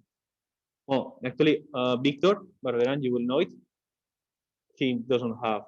It's like back to the 80s. He only does terminal for everything. Opening files, designing. You will see it's quite amazing. I don't know how he works. Yeah, it's like too much for me. Like, can you check this file? Like, your computer is not on. Okay. Mo, it's quite late. I think we have just 1 hour for lunch. No, I'm sorry. You have more questions? If not tomorrow, we will tomorrow morning, like this afternoon, we have class at 3. Actually, I have a meeting in half an hour. And we have from 3 to 4:30, we have a bio break on Neil's class. Also like 10 minutes more or less, and then we finish. We keep on going until 6, and then the class is finished. And tomorrow we have from 10 to 1. That is the static website generators. That is, we write kind of simplified text and the web page assemble itself. We just need to set up what you said before. Do you need to copy everything all the time, or if you change the headers? It's a kind of style that Oscar will explain much better. But use Python, Ruby, Jekyll, or MKDocs to actually assemble the page. So just write, let's say, Word document with hashtags and asterisk, and automatically recognize what kind of text is each one. It's quite automatic and it's good, but doing the first setup is slightly more complicated because you need to pre-configure everything so it's self-recognized. The good point is if you change completely the style of your page, you just need to do it in one file because the page is not assembled. The page self-assembled when you publish. It's slightly more complex. You will understand. The pages has a script to run everything automatically. In this style that we went today, that nowadays is starting to be less used to the newer method. That is the one we want today. Yesterday, tomorrow, is more annoying. But all the pages are assembled like that. at the end. Like what you will learn tomorrow will actually produce HTML the same as we were opening today. So it's quite important to at least understand the structure on how HTML works, no matter if it's assembled automatically or manually. Okay. Yes. Very basic. On the schedule of this year, you have something. Is on the page. On the one, the number one. Say, one of, like, the one you showed. Right? Yes. Okay. So lunchtime, no? Suppose everybody's hungry. More questions? No? Yeah. Or looking at the assessment for the this week, I see nothing about the website. It's interesting that you not have a website. So let's go. There is a requirement for the website. Exactly where you find. Like it works. It doesn't have to even be nice. Like the point of this week is to learn how to use Git. Let's say download the repo, make your website, even if it's a plain HTML. Like this is my first style of website. Hello Neil, and upload it, and sketching a final project. That Neil will explain today, like what is sketching a final project. So this week is about building actually your website. So you don't need to work on it the rest of the weeks. Let's say this week you build a template that you want to fill with content the rest of the time. So we have to browse for a template. Yeah, completely. Completely.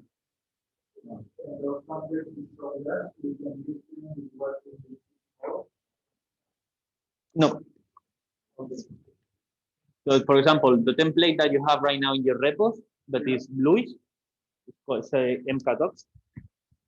MKDocs, the one that you have on your repos are already the style that you will do tomorrow.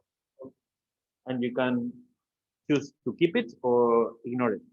Like last year, half of the class did MKDocs or Jekyll and half did standard HTML. And I didn't show today like HTML generators like Dreamweaver, like Illustrator for HTML, like Visualize or Muse that are alternative tools that is like Illustrator for HTML and the assemble package. No.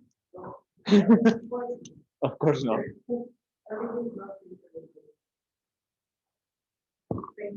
Okay, so see you in an hour, guys.